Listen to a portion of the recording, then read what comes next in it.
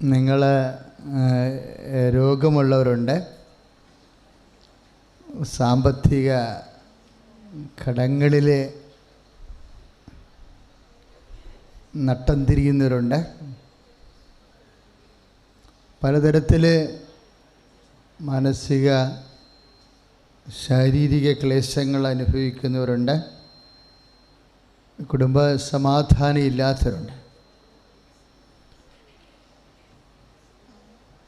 ചിലരെ എന്നെ കാണുമ്പോൾ പറയും, അച്ഛാ വല്ലാത്ത തകർച്ചയാണെന്ന് പറയും. അത് നിങ്ങൾക്ക് എവിടെ നിന്ന് കിട്ടിയെന്നറിയാതില്ല. സാധാരണ ആൾക്കാർ പറയുന്ന വാക്കാണ് തകർച്ച. നിങ്ങളുടെ സങ്കടങ്ങളെ നിങ്ങൾ തകർച്ചയെന്ന് വിളിക്കരുത്. പിന്നെ എന്തെന്ന് വിളിക്കും? ബൈബിളിൻ്റെ ഭാഷ ഉപയോഗിക്കാൻ പാടുള്ള, അല്ലാതെ പിശാചിൻ്റെ ഭാഷ ഉപയോഗിക്കരുത്, ലോകത്തിൻ്റെ ഭാഷ ഉപയോഗിക്കരുത്. നമ്മൾ പറയേണ്ടത്, അച്ഛാ കർത്താവ് എൻ്റെ കരുണ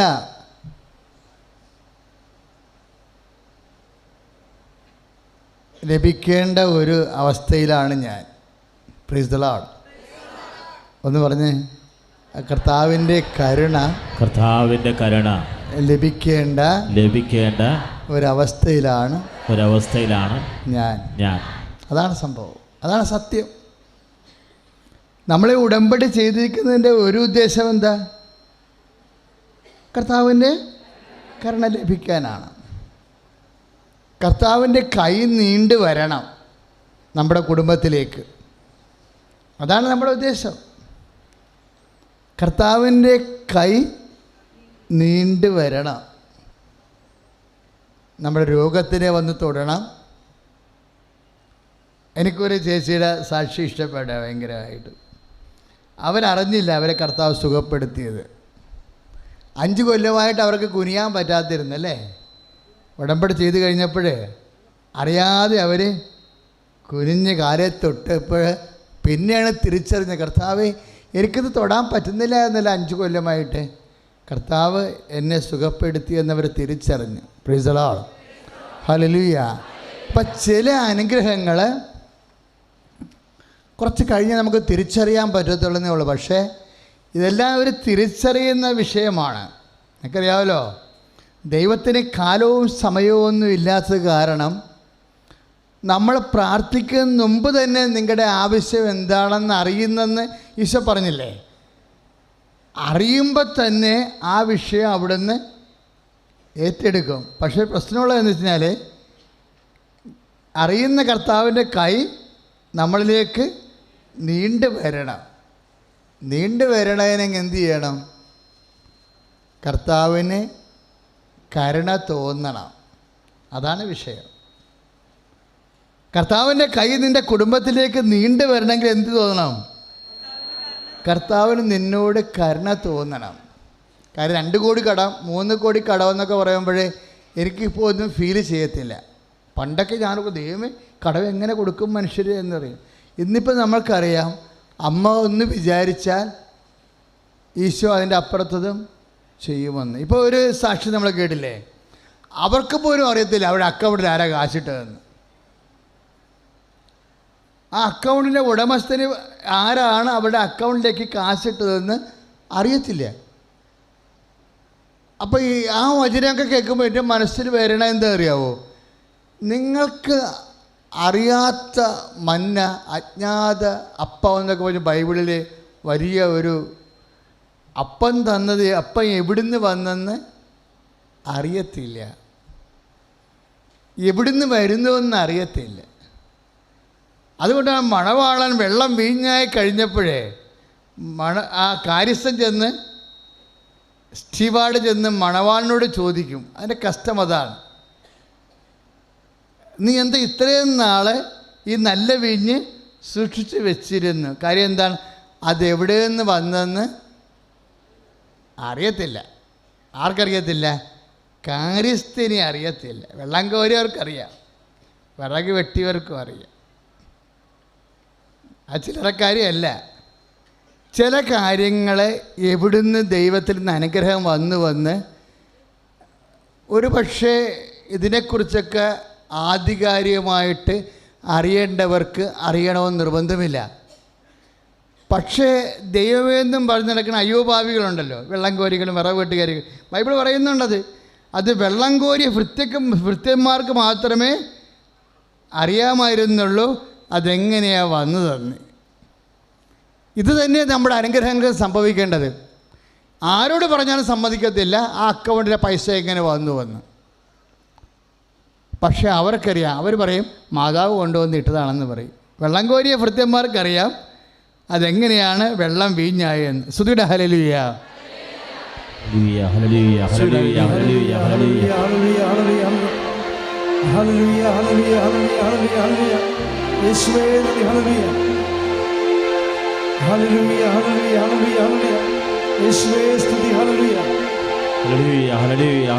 കരങ്ങൾ ഉയർത്തിക്കൊണ്ട് സ്തുതിക്കട്ടെ. കർത്താവായ ദൈവമേ, സ്വർഗത്തിനൊരു ജീവന്റെ പൂജ്യമേ, ഞങ്ങളങ്ങേ സ്തുതിച്ച് പ്രാർത്ഥിക്കുന്ന കർത്താവേ.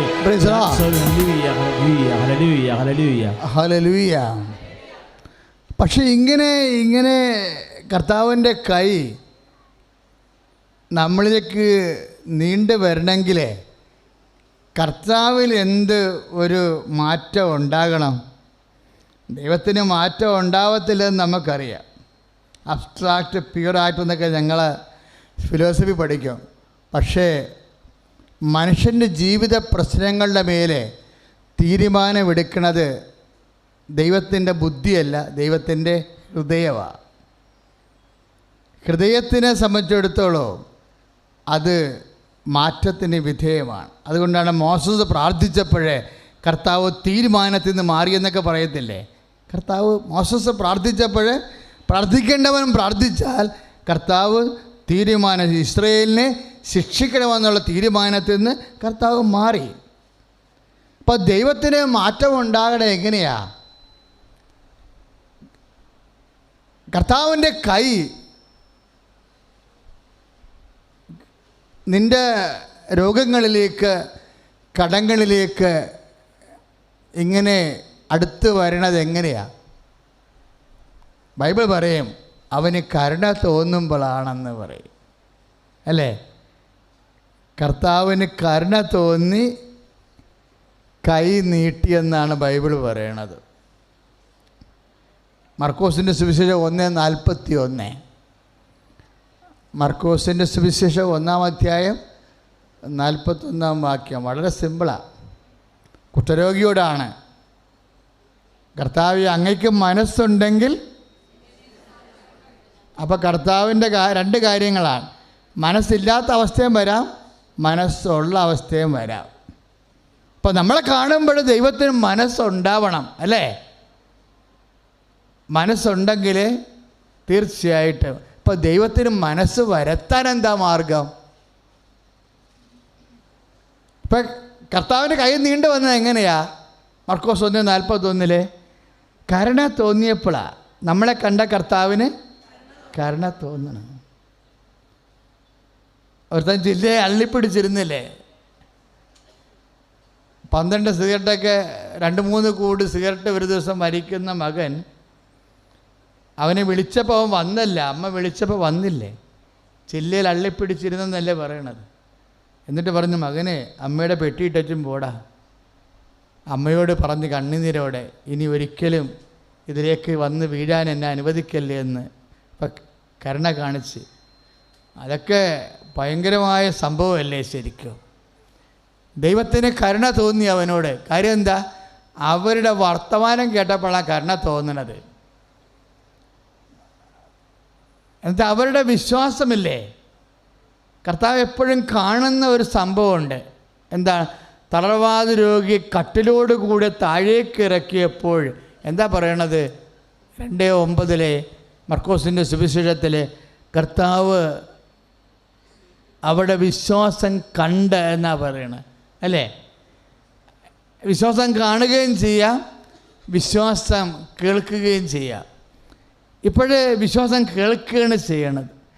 വിശ്വാസം കണ്ടാലും വിശ്വാസം കേട്ടാലും ദൈവത്തിൻ്റെ കൈ നീണ്ടു വരണമെങ്കിൽ നമ്മളോട് തോന്നേണ്ടത് എന്താ?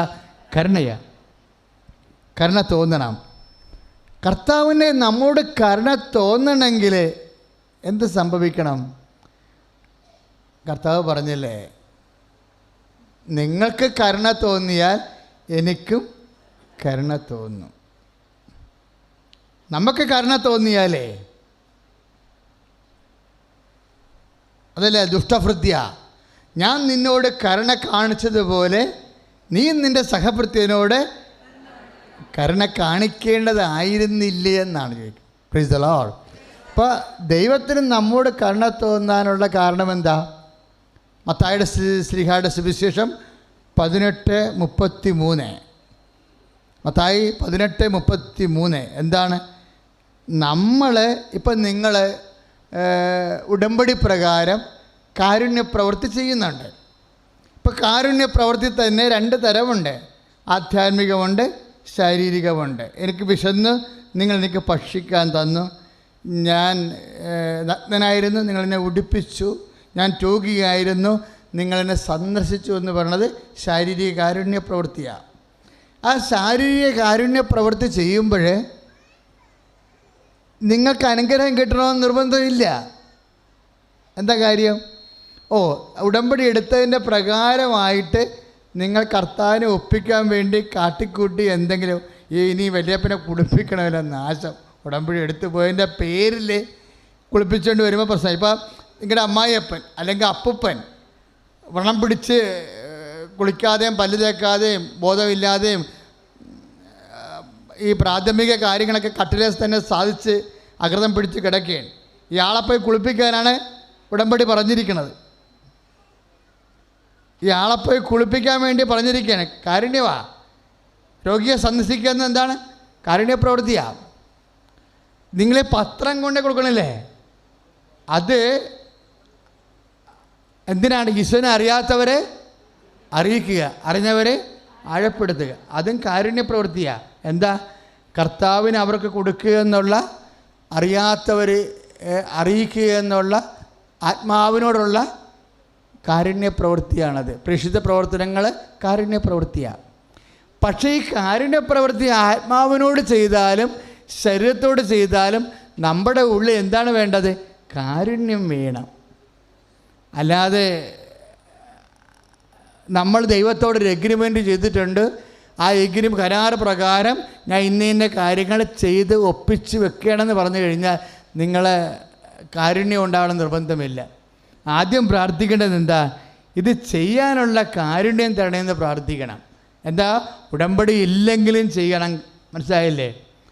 ഒരു കാര്യം നീ ചെയ്യുമ്പോൾ ഓർക്കണം, ഉടമ്പടി ഇല്ലെങ്കിൽ ഞാനിത് ചെയ്യുമോ എന്ന് ഓർക്കണം. കർത്താവിനോട് ഉടമ്പടി ഒരു കൊല്ലത്തേക്കല്ലേ വേണ്ടത്. അപ്പോൾ ഉടമ്പടി കഴിഞ്ഞിട്ട് നിങ്ങൾ ജീവിച്ചിരിക്കുമല്ലോ, ഇല്ലേ? അപ്പോൾ ഉടമ്പടി ഇല്ലെങ്കിൽ ഞാൻ ഇങ്ങനെയുള്ള കാര്യങ്ങൾ ചെയ്യുമോ? ചെയ്യുമെന്നാണ് നമ്മൾ അന്തരംഗം പറയുകയാണെങ്കിൽ നമുക്ക് കാരുണ്യം കിട്ടിയെന്നതിൻ്റെ അർത്ഥം. ഒന്ന് പ്രാർത്ഥിച്ച്, കർത്താവായ ദൈവമേ, അങ്ങയോടുള്ള കരാറിൻ്റെ അപ്പുറത്ത് അങ്ങയുടെ സ്നേഹത്തെ പ്രതി ആത്മാവിനോടും ശരീരത്തോടും കാരുണ്യം കാണിക്കാൻ അതുവഴി അങ്ങയുടെ കാരുണ്യത്തിന് നിത്യത വരെ അർഹമായി തീരാൻ എന്നെ അനുഗ്രഹിക്കണമേ. സ്തുതിക്കട്ടെ. ഹല്ലേലൂയ, ഹല്ലേലൂയ, ഹല്ലേലൂയ. കരങ്ങൾ ഉയർത്തിക്കൊണ്ട് സ്തുതിക്കട്ടെ. ഹല്ലേലൂയ. യേശുവേ സ്തുതിച്ച് പ്രാർത്ഥിക്കുന്ന കർത്താവെ ആരാധിക്കുന്നു. ഹല്ലേലൂയ, ഹല്ലേലൂയ, ഹല്ലേലൂയ, ഹല്ലേലൂയ, ഹല്ലേലൂയ. യേശുവേ കർത്താവായ ദൈവമേ, കാരുണ്യത്തിൻ്റെ അഭിഷേകം സ്വീകരിക്കുന്നു. അഭിഷേക വചനങ്ങളാൽ ഞങ്ങളെ ശക്തിപ്പെട്ടതിനെ ഓർത്ത് നന്ദി പറയുന്നു. കർത്താവായ ദൈവമേ, ഞങ്ങൾ ഏറ്റെടുക്കണമേ എന്ന് പ്രാർത്ഥിക്കുന്നു. ദിവ്യകാരുണ്യത്തിന് നേരവും ആരാധനയും സ്തുതിയും പോഴ്ചയും ഉണ്ടായിരിക്കട്ടെ. മനുഷ്യൻ്റെ പ്രവർത്തനമോ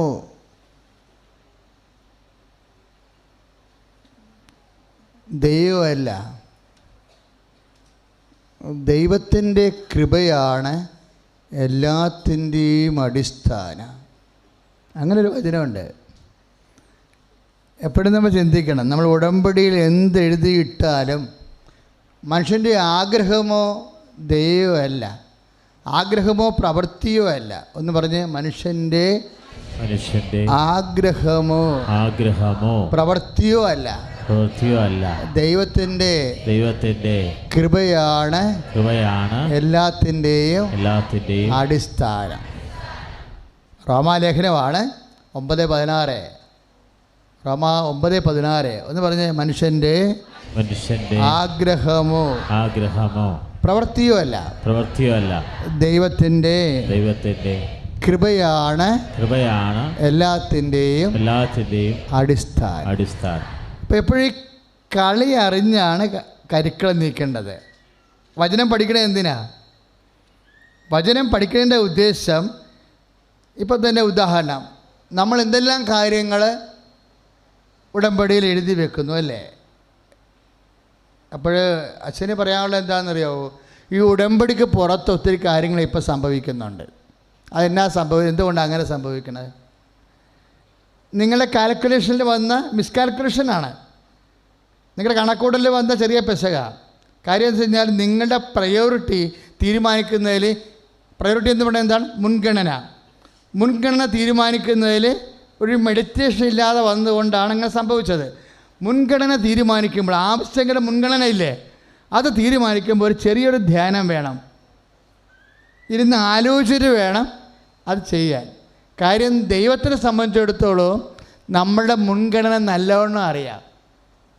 ഇപ്പം അച്ഛനിടയ്ക്ക് പറയാം, 5 സെൻറ്റ് സ്ഥലം നിങ്ങളുടെ, ഇപ്പോൾ ഉടമ്പടി എഴുതിയിരിക്കുന്ന കാര്യത്തിൽ 5 വീടിൻ്റെ വാതിൽക്കൽ കൊടുക്കാൻ 5 സെൻറ്റ് സ്ഥലത്തിൻ്റെ കാര്യം ഉടമ്പടിയിലില്ല. കാരണം ഒരു ചേച്ചി സാക്ഷ്യം എന്താ പറഞ്ഞത്? അയൽവാസിക്ക് അങ്ങനെ ഒരു സ്ഥലം പട്ടണത്തിലുണ്ടെന്നുള്ളത് ഞങ്ങൾക്കറിയത്തില്ലായിരുന്നു. ഞങ്ങൾക്ക് വേണ്ടിയിരുന്നത് എന്താണ്? പട്ടണത്തിലൊരു ബേക്കറിയാണ് വേണ്ടിയിരുന്നത്. അപ്പോൾ അറിവിൻ്റെ പരിമിതികളുണ്ട്. പക്ഷേ ഉടമ്പടി എടുത്തു കഴിഞ്ഞ് പിറ്റേ ദിവസം ഈ പട്ടണത്തിൽ അവർക്ക് ബേക്കറി കിട്ടും. അതെന്താ കാര്യം? ദൈവത്തിന് അറിയാവുന്നതനുസരിച്ച് കൊണ്ട് അത് ക്രമീകരിക്കുന്നതാണ്. ഇപ്പം നമ്മൾ എഴുതുമ്പോൾ 5-6 കാര്യം എഴുതാനും പറഞ്ഞു. 6 കാര്യം എന്താ എഴുതാൻ പറയാൻ കാരണം? 6 കൽഭരണിയാണ്. ഇപ്പം ചില അച്ഛന്മാർ ചോദിച്ചേ 3 പാപം ഉപേക്ഷിച്ചാൽ മതിയാ, ബാക്കി പാപം എല്ലാം ചെയ്യാവാന്ന്. ഓരോ അച്ഛന്മാർ ഓരോ ചോദ്യം ചോദിക്കുന്നതാണ്. ഞാൻ പറഞ്ഞ 3 പാപമല്ല, 3 മാസം കൂടുമ്പോൾ 3 പാപങ്ങൾ, അങ്ങനെ 1 കൊല്ലമാകുമ്പോൾ 12 പാപങ്ങൾ ഉപേക്ഷിക്കണം. അതിൻ്റെ അകത്ത് 4 തലപ്പെട്ട ദോഷങ്ങളാണ്.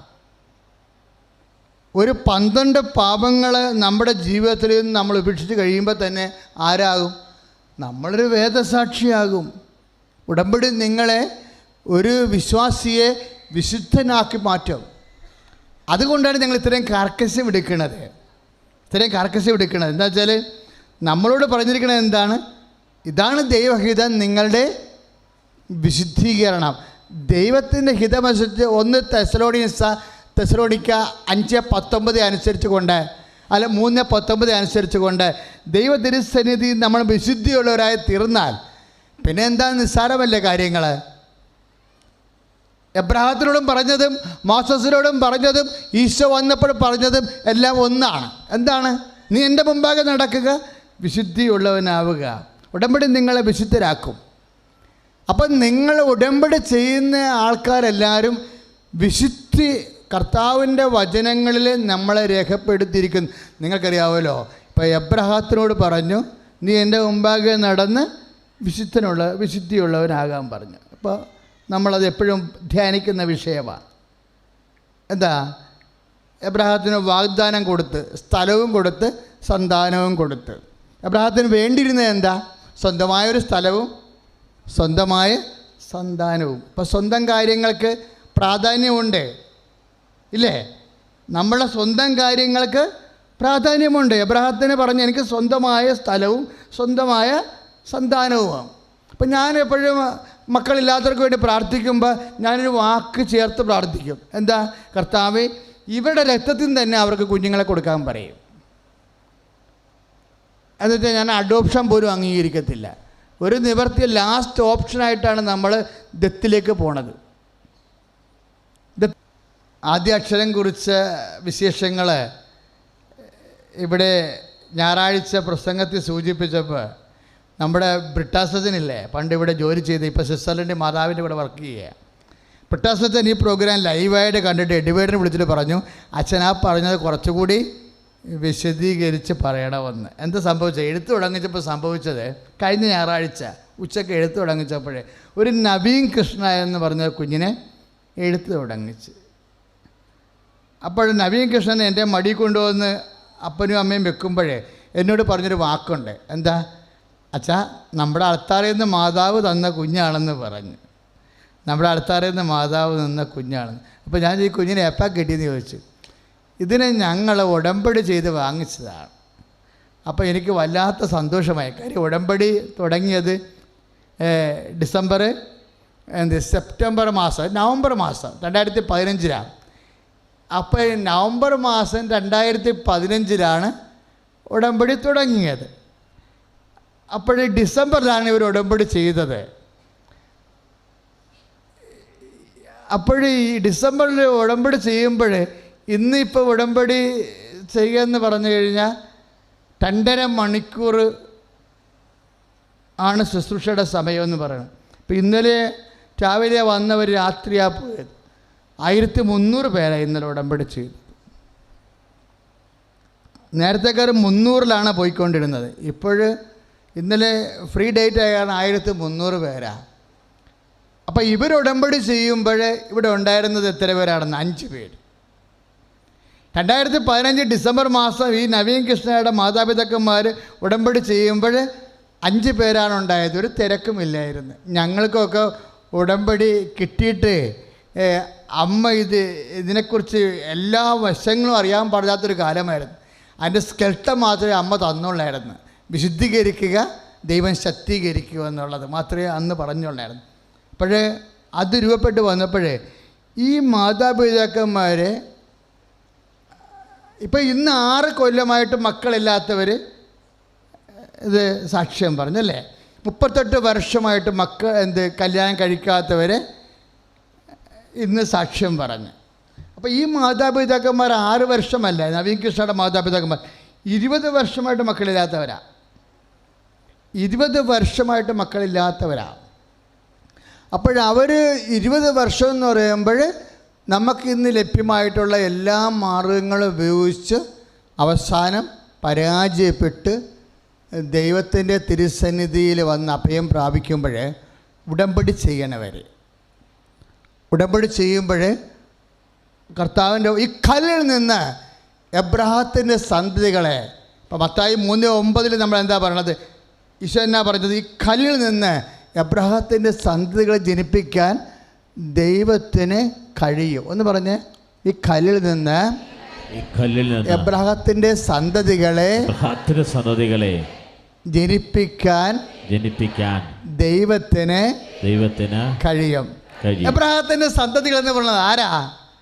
നവീൻ കൃഷ്ണയും ഇവിടെ സാക്ഷ്യം പറഞ്ഞ മുസ്ലിം സഹോദരങ്ങളും അതുപോലെ എല്ലാ ഹൈന്ദവ സഹോദരങ്ങളും ക്രൈസ്തവരും എല്ലാവരും എബ്രഹാത്തിൻ്റെ സന്തതികളാണ്. എങ്ങനെയാണത്?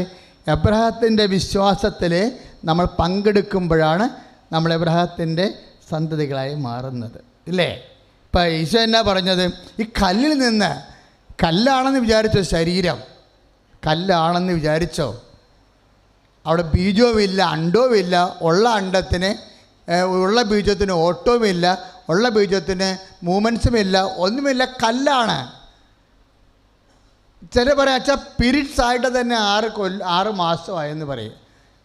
അതേതാണ്ട് പീരീഡ്സ് തീർന്നു പോയ ഒരവസ്ഥയാണ് ഇപ്പോൾ കാണുന്നത്. ഡോക്ടർമാർക്കും കൺഫ്യൂഷനാണെന്ന് പറയും. അപ്പം കല്ലാണ് ശരീരം. അതിൻ്റെ എല്ലാവിധ സ്വാഭാവികമായ പ്രതിദിന പ്രവണതകളെല്ലാം അങ്ങ് ഷട്ട് ഡൗൺ ചെയ്തിരിക്കുകയാണ്. കല്ലാണ്. പക്ഷെ കല്ലാണെങ്കിലും അൾത്താരേ അവസാനത്തെ അഭയമാണ്. എന്താണ്? കർത്താവ് നമുക്കൊരു വാഗ്ദാനം തന്നിട്ടുണ്ട്. നിൻ്റെ ശരീരം കല്ലാണെങ്കിലും ഈ കല്ലിൽ നിന്ന് എബ്രഹാത്തെ സന്തതി ജനിപ്പിക്കാൻ ദൈവത്തിന് കഴിയും. നമ്മളെപ്പോഴും വിചാരിക്കേണ്ടത്, അമ്മ ഒരു വിഷയത്തിൻ്റെ സങ്കീർണത അമ്മ മനസ്സിലാക്കിയെന്ന് ദൈവം മനസ്സിലാക്കാൻ വേണ്ടി അമ്മ ഒരു കാര്യം പറഞ്ഞു. എന്താണ്? ഞാൻ പുരുഷനെ അറിയുന്നില്ലല്ലോ. അപ്പോൾ ഈ വിഷയത്തിൻ്റെ സങ്കീർണത, ഇതിൻ്റെ അമ്മയുടെ അവസ്ഥ എന്താണെന്ന് അമ്മ അതിൻ്റെ രൂക്ഷത മനസ്സിലാക്കിയിട്ടുണ്ട് എന്ന് ദൈവം അറിയാൻ വേണ്ടി അമ്മയുടെ ഉള്ളമ്മ പങ്കുവെച്ചതാണ്. അപ്പം എനിക്കറിയാം, എന്നെ സംബന്ധിച്ചിടത്തോളം നിത്യകന്യയായി ജീവിക്കാനുള്ള സമ്പൂർണ്ണ സമർപ്പണത്തിൻ്റെ ഒരു ആഗ്രഹമാണ് മനസ്സിൽ കൊണ്ടുനടന്ന് ഞാൻ പ്രാർത്ഥിച്ചുകൊണ്ടിരിക്കുന്നത്. അതുകൊണ്ട് പുരുഷനെ അറിയുക എന്നുള്ള ഒരു വിഷയവുമായി എൻ്റെ ജീവിതത്തിന് വലിയ ബന്ധമില്ല. പിന്നെ ഇതെങ്ങനെ സംഭവിക്കുമെന്ന് ചോദിച്ചപ്പോഴേ പരിശുദ്ധാത്മാവ് നിൻ്റെ മേൽ വരും എന്ന് പറഞ്ഞു. പിന്നെന്താ പറഞ്ഞത്? അത്യുന്നതൻ്റെ ശക്തി. ലൂക്കാ 1:35 എന്ന് പറഞ്ഞ അത്യുന്നതൻ്റെ ശക്തി, അത്യുന്നതൻ്റെ ശക്തി നിന്നിൽ പ്രവർത്തിക്കും. അപ്പം അത്യുന്നതൻ്റെ ശക്തിയുടെ പ്രത്യേകത എന്താണ്?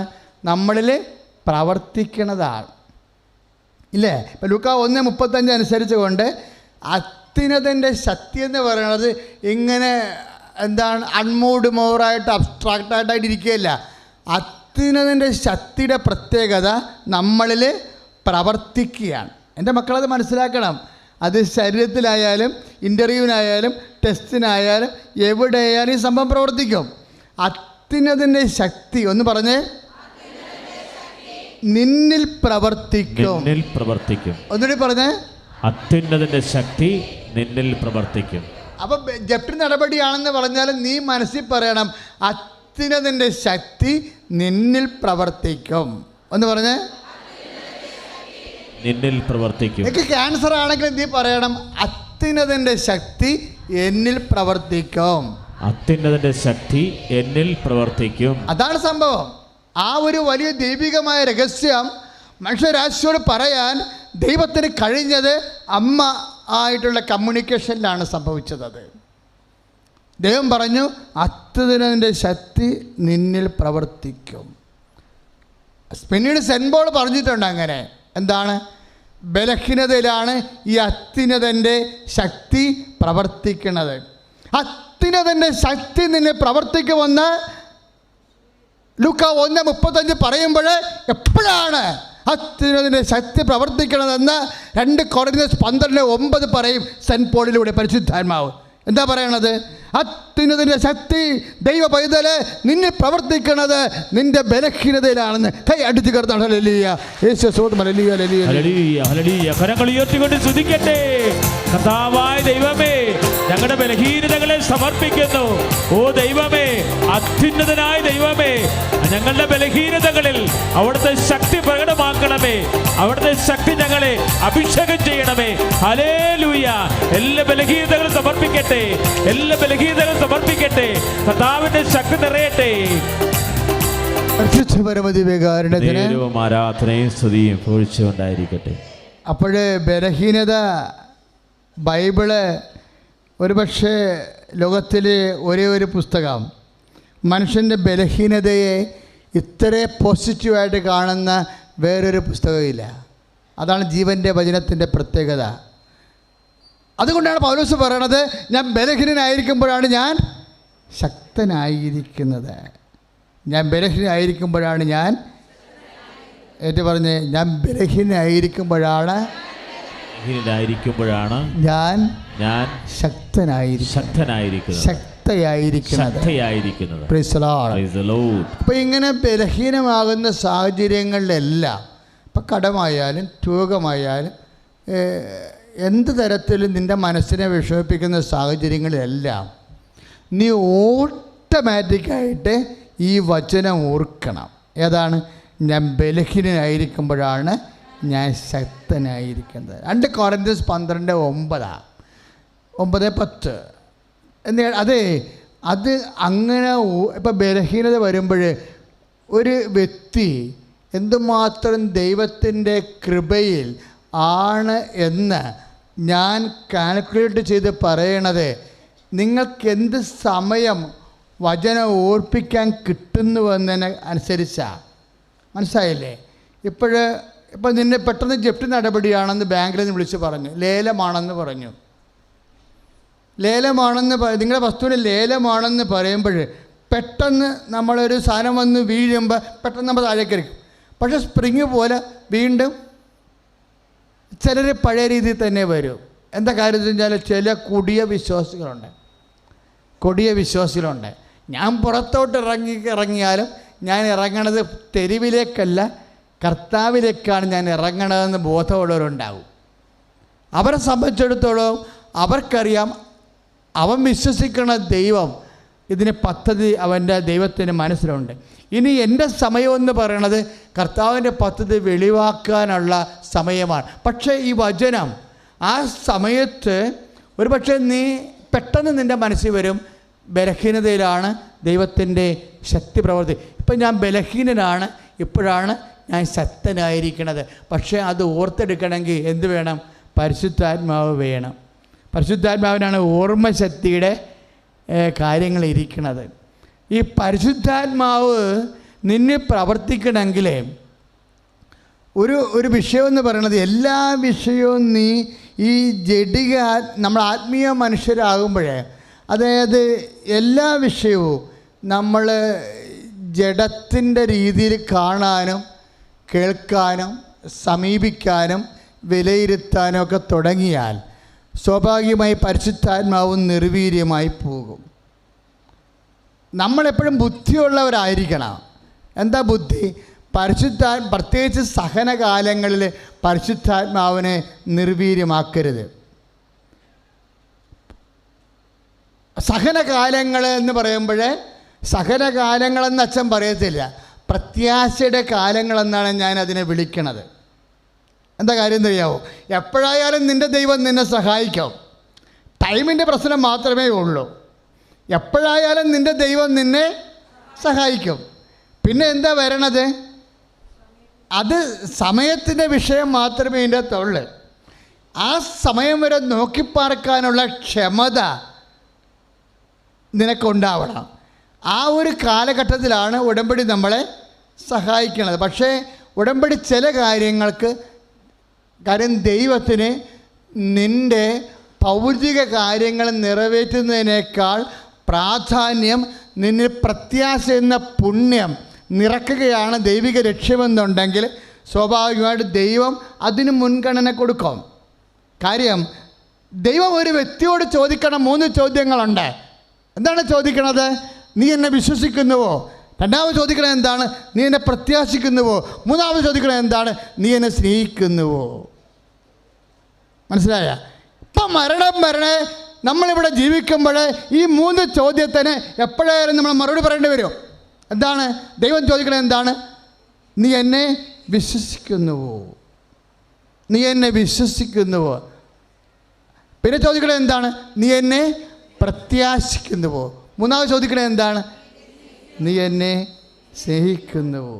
ഈ 3 ചോദ്യത്തിന് നിൻ്റെ ജീവിത സാഹചര്യം വെച്ചുകൊണ്ട് ദൈവത്തിനോട് നീയും ഞാനും മറുപടി പറയേണ്ടി വരും. അപ്പം അങ്ങനെ വിശ്വാസത്തിൽ, പ്രത്യാശയിൽ, ദൈവസ്നേഹത്തിൽ നമ്മളെ വളർത്താൻ വേണ്ടി ദൈവപിതാവ്, നിൻ്റെ ഗുരു നിൻ്റെ മുഖത്ത് നോക്കി നിന്നെ പഠിപ്പിച്ചുകൊണ്ടിരിക്കുമ്പോൾ ചില കാര്യങ്ങൾക്ക് അതിൻ്റെ സ്വാഭാവികമായ കാലതാമസം ഉണ്ടാകുന്നത് ദൈവത്തിൻ്റെ കരുണയുടെ ഭാഗമാണ്. കൈ അടിച്ചു കർത്താൻ ഹല്ലേലൂയ, ഹല്ലേലൂയ, ഹല്ലേലൂയ. കരങ്ങൾ ഉയർത്തിക്കൊണ്ട് സ്തുതിക്കട്ടെ. കർത്താവായ ദൈവമേ, കാലതാമസം വന്ന എല്ലാ നിയോഗങ്ങളും ഇപ്പോൾ സമർപ്പിച്ച് പ്രാർത്ഥിക്കുന്നു. അത്ഭുതങ്ങൾ ചെയ്യുന്നവനെ, അടയാളങ്ങൾ പ്രവർത്തിക്കുന്നവനെ, ഞങ്ങളുടെ ജീവിത മേഖലകളിലേക്ക്, ഞങ്ങളുടെ ബലഹീനതകളിലേക്ക് അങ്ങ് ഇറങ്ങി വന്ന് ഞങ്ങളെ ശക്തനാക്കണമേ എന്ന് പ്രാർത്ഥിക്കുന്നു. ആരാധനയും സ്തുതിയും പുകഴ്ചയും ഉണ്ടായിരിക്കട്ടെ. എന്തെങ്കിലും വിഷയത്തിൽ കാലം ലാഗ് ചെയ്യണമെന്ന് വിചാരിച്ചോ? ഇപ്പോൾ 6 വിഷയമുണ്ടെന്ന് വിചാരിച്ചോ?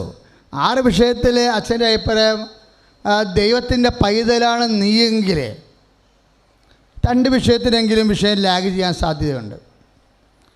ആധ്യാത്മിക ശാസ്ത്രം അനുസരിച്ചുകൊണ്ട് വിലയിരുത്തിയാൽ നമ്മൾ കണ്ടെത്തുന്ന ഒരു സത്യമാണ്, ഒരു അനുഭവ സത്യം. എന്താ? ചില വിഷയത്തിനെങ്കിലും ലാഗ് ചെയ്യും. ലാഗ് ചെയ്യുന്ന വെച്ച് കഴിഞ്ഞാൽ കാലതാമസം വരും ചില വിഷയത്തിന്. അത് കാലതാമസം വരുന്നത് നിന്നെ സങ്കടപ്പെടുത്താനോ വിഷമിക്കാനല്ല. നിന്നിൽ പ്രത്യാശ എന്ന പുണ്യമുണ്ടായി വർദ്ധിക്കാനാ. കൊന്തേ പ്രാർത്ഥിക്കുന്നത് അത് തന്നെയാണല്ലോ. പുത്രൻ തമ്പുരാൻ്റെ മാതാവായിരിക്കുന്ന പരിശുദ്ധ ദേവമാതാവേ, ഞങ്ങളിൽ പ്രത്യാശ എന്ന പുണ്യമുണ്ടായി വർദ്ധിക്കാൻ തിരുക്കുമാരോട് അപേക്ഷിക്കണമേ. കാര്യം എന്താണെന്നറിയാവോ? പ്രത്യാശ എന്ന പുണ്യം നിത്യതയ്ക്ക് വേണ്ടിയുള്ള ആത്മാവിൻ്റെ കൃപ ആർജവുമായി ബന്ധപ്പെട്ടതാണ്. നിത്യതയുടെ പാക്കേജിൽ നിനക്ക് ബാലൻസ് ഉണ്ടാക്കുന്ന രീതിയിലുള്ള ബിസിനസ് മാത്രമേ ദൈവത്തിന് താല്പര്യമുള്ളൂ. അതുകൊണ്ട് നീ എന്ത് ബിസിനസ് ചെയ്താലും, എന്ത് വ്യാപാരങ്ങൾ, എന്തെങ്കിലും ഇടപാടുകൾ ദൈവമായിട്ടുണ്ടായാലും ദൈവം ചിന്തിക്കേണ്ട ഒരു കാര്യമുണ്ട്. എന്താണ്? ഇതുകൊണ്ട് നെറ്റ് ഇഫക്റ്റിൽ ആത്മാവിൽ എന്ത് ഗുണമുണ്ടാകും? വിശ്വാസമെന്ന പുണ്യമുണ്ടാകുമോ അവശേഷിക്കണത്? കർത്താവ് ചോദിച്ചില്ലേ, എങ്കിലും മനുഷ്യപുത്രൻ വരുമ്പോൾ ഭൂമിയിൽ മനുഷ്യൻ്റെ ഹൃദയത്തിൽ വിശ്വാസം അവശേഷിക്കുമോ? ദൈവമൈതലേ, ദൈവം നിൻ്റെ ദൈവം നിൻ്റെ എന്ത് അവശേഷിക്കണമെന്നാണ് കരുതുന്നത്? വിശ്വാസം. നീ എന്ത് വിശ്വാസം ചെയ്താലും, നീ എന്ത് പ്രവർത്തനങ്ങൾ ചെയ്താലും, നീ എന്ത് പ്രാർത്ഥനയ്ക്ക് ഉത്തരത്തിന് വേണ്ടി കണ്ണീരോടെ പ്രാർത്ഥിച്ചാലും അതെല്ലാം നേടിക്കഴിയുമ്പോഴും ദൈവം നോക്കണ ഒരു നോട്ടമുണ്ട്. അത് നിൻ്റെ ഹൃദയത്തിൽ വിശ്വാസം അവശേഷിച്ചിട്ടുണ്ടാകുമോ എന്നാണ്. വിശ്വാസം അവശേഷിച്ചിട്ടുണ്ടാകുമോ എന്ന് ദൈവം ചോദിച്ചാൽ അടുത്ത ചോദ്യം എന്താണ്? പ്രത്യാശ അവശേഷിച്ചിട്ടുണ്ടാകുമോ എന്നാണ്. പ്രത്യാശ അവശേഷിച്ചിട്ടുണ്ടാകുമോ എന്ന് ദൈവം ചോദിച്ചാൽ അടുത്ത ചോദ്യം എന്താണ്? സ്നേഹം അവശേഷിച്ചിട്ടുണ്ടാകുമോ? ദൈവം നോക്കുന്നത് എന്താണ്? ദൈവിക പുണ്യങ്ങൾ. നിത്യതയ്ക്ക് നിന്റെ ജീവിതത്തിൽ എന്ത് പ്രസക്തി? നിത്യതയിൽ നിനക്ക് ഇന്ന് അനുഭവിക്കുന്ന കണ്ണീര് കൊണ്ട് ഇന്ന് കണ്ണീര് നീ വിതക്കുകയും അതുപോലെ ജയഘോഷത്തോടെ കൊയ്യുകയും ചെയ്യുമ്പോൾ നിത്യതയിലുള്ള ജയഘോഷത്തിന് ആസ്പദമായ കൃപയാൽ നിന്റെ ആത്മാവ് പുണ്യപൂർണ്ണമാക്കിയിട്ടുണ്ടോ, ആയിട്ടുണ്ടോ, ആകണമെങ്കിൽ അതിനുള്ള പ്രൊവിഷൻ കൂടി ഇട്ടുകൊണ്ടാണ് ദൈവം നിൻ്റെ ജീവിതത്തെ ക്രമീകരിക്കുന്നത്. കൊണ്ട് നീ സങ്കല്പപ്പെടേണ്ട കാര്യമില്ല. എപ്പോഴായാലും ഈ വിഷയ തീരുമാനം ഉണ്ടാകും. അപ്പോഴേ ദൈവത്തിൻ്റെ മനസ്സ് തന്നെയായിരിക്കണം നമുക്ക് ഉണ്ടാകണം. മനസ്സ് എന്താണ്? ദൈവത്തിൻ്റെ മനസ്സെന്താ? നമ്മളിൽ വിശ്വാസം അവശേഷിക്കണം, നമ്മളിൽ പ്രത്യാശ അവശേഷിക്കണം. ഇപ്പം പത്രോസിനോട് ചോദിച്ചില്ലേ? എന്നാ പത്രോസിനോട് ചോദിച്ചത്? നീ എന്നെ വിശ്വസിക്കുന്നുവോ? പിന്നെ എന്താ ചോദിച്ചത്? നീ എന്നെ പ്രത്യാശിക്കുന്നുവോ? പിന്നെ എന്താ ചോദിച്ചത്? നിന്നെ സ്നേഹിക്കുന്നു. അപ്പം നീ എന്നെ സ്നേഹിക്കുന്നുവോ എന്നോ ചോദിച്ചാൽ ആ ചോദ്യം മാത്രമേ ബൈബിളിൽ അതുപോലെ ഉള്ളൂ. ബാക്കിയെല്ലാം വരികൾക്കിടയിൽ നമ്മൾ വായിച്ചെടുക്കുന്നതാണ്. വായിച്ചെടുക്കണതല്ല, പരിശുദ്ധാത്മാവ് നമുക്ക് ചൂണ്ടിക്കാണിച്ച് തരണതാ. ഇപ്പം യോഹന്നാൻ്റെ സുവിശേഷം 21:17 മൂന്നാം പ്രാവശ്യം ചോദിച്ചു, യോനായുടെ പുത്രനായ ശെമയോനെ, ഇവരെക്കാളെല്ലാം അധികമായി നീ എന്നെ സ്നേഹിക്കുന്നുവോ? Praise the Lord. ഹല്ലേലൂയ, ഹല്ലേലൂയ. അപ്പോൾ അതുപോലെ ഒരു ചോദ്യമാണ് ഈശോ ആദ്യം ചോദിച്ച പത്രോസിനോട്. Whom do you say that I am? ഞാൻ ആരാണെന്നാണ് നിങ്ങൾ പറയുന്നത്? അപ്പോൾ പത്രോസ് എന്നാ പറഞ്ഞത്? You are Christ, the son of the living God. നീ ക്രിസ്തുവാണ്, ജീവിക്കുന്ന ദൈവത്തിൻ്റെ പുത്രനായ മിശിഹ. അപ്പോൾ ഈശോ എന്നാ പറഞ്ഞത്? ശെമയോനെ, മാംസരക്തങ്ങളല്ല, സ്വർഗസ്ഥനായ എൻ്റെ പിതാവാണ് നിനക്കിത് വെളിപ്പെടുത്തിയത്. അപ്പോൾ മത്തായിയുടെ സുവിശേഷം 16:18. എന്നിട്ട് ഈശോ വാക്ക് പറയും. എന്താണ്? U are rock, in this rock I shall build my church. നീ പാറയാണ്. നീ എന്നിൽ വിശ്വസിച്ചുകൊണ്ട്, ഞാൻ ജീവിക്കുന്ന ദൈവത്തിൻ്റെ പുത്രനാണെന്ന് നീ വിശ്വസിച്ചുകൊണ്ട്, ഈ വിശ്വാസം നിന്നെ എന്താക്കി മാറ്റിയിരിക്കുന്നു? പാറയാക്കി മാറ്റിയിരിക്കുന്നു. ചലിക്കാത്തവനാണ്, ചഞ്ചലിപ്പില്ലാത്തവനാണ്. ചഞ്ചലിപ്പില്ലായിരുന്നു, അവസാനം വരെ ഇല്ലായിരുന്നു. ചഞ്ചലിപ്പില്ലായിരുന്നു പത്രോസിന് അവസാനം വരെ. എന്താ കാര്യം എന്നറിയാവോ? അവനോട് വാളുറയിലിടാൻ പറഞ്ഞില്ലേ? എന്നിട്ട് അവൻ വാളുറയിൽ ഇട്ടോ?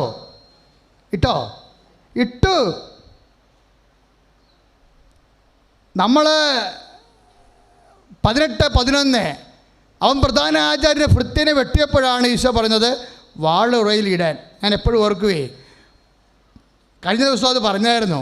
എന്താ കാര്യം എന്ന് അറിയാവോ? അത് യൂദാസോടാണ് പറയണമെങ്കിൽ ഈശോ പറയത്തില്ലായിരുന്നു. കാര്യം അവൻ വാളുള്ള ഇടത്തിൽ നിന്നറിയാം, അവൻ ബുദ്ധി കൊണ്ട് ജീവിക്കുന്ന ആളാണ്. കാര്യം എന്താ? എല്ലാത്തിൻ്റെ കയ്യിൽ വാള്, അവൻ്റെ ശത്രുക്കളുടെ കയ്യിൽ. അവനെയാണ് ഇവൻ വെട്ടിയിരിക്കണത്. അപ്പോൾ അവരുടെ കൈ മൊത്തം വാളിരിക്കുകയും ചെയ്യും. പത്രോസിൻ്റെ കയ്യിൽ ഉള്ള വാൾ കൂടി പോയി കഴിഞ്ഞാൽ അവരിവനെ അച്ചാറിടും. അതുകൊണ്ട് ഒരു കാരണവശാലും വാളിട ഉപേക്ഷിക്കത്തില്ല.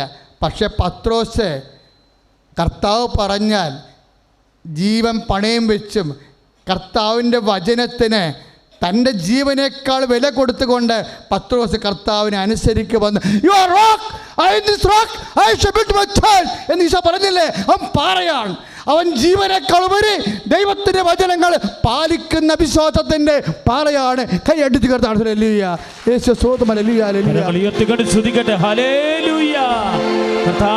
ദൈവമേ, ഞങ്ങളുടെ വിശ്വാസത്തെ വർദ്ധിപ്പിക്കണമേ.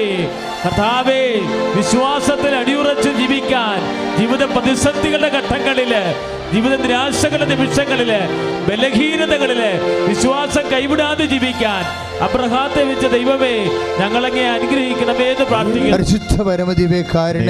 ആരാധനയും സ്തുതിയും പുകഴ്ചയും ഉണ്ടായിരിക്കട്ടെ.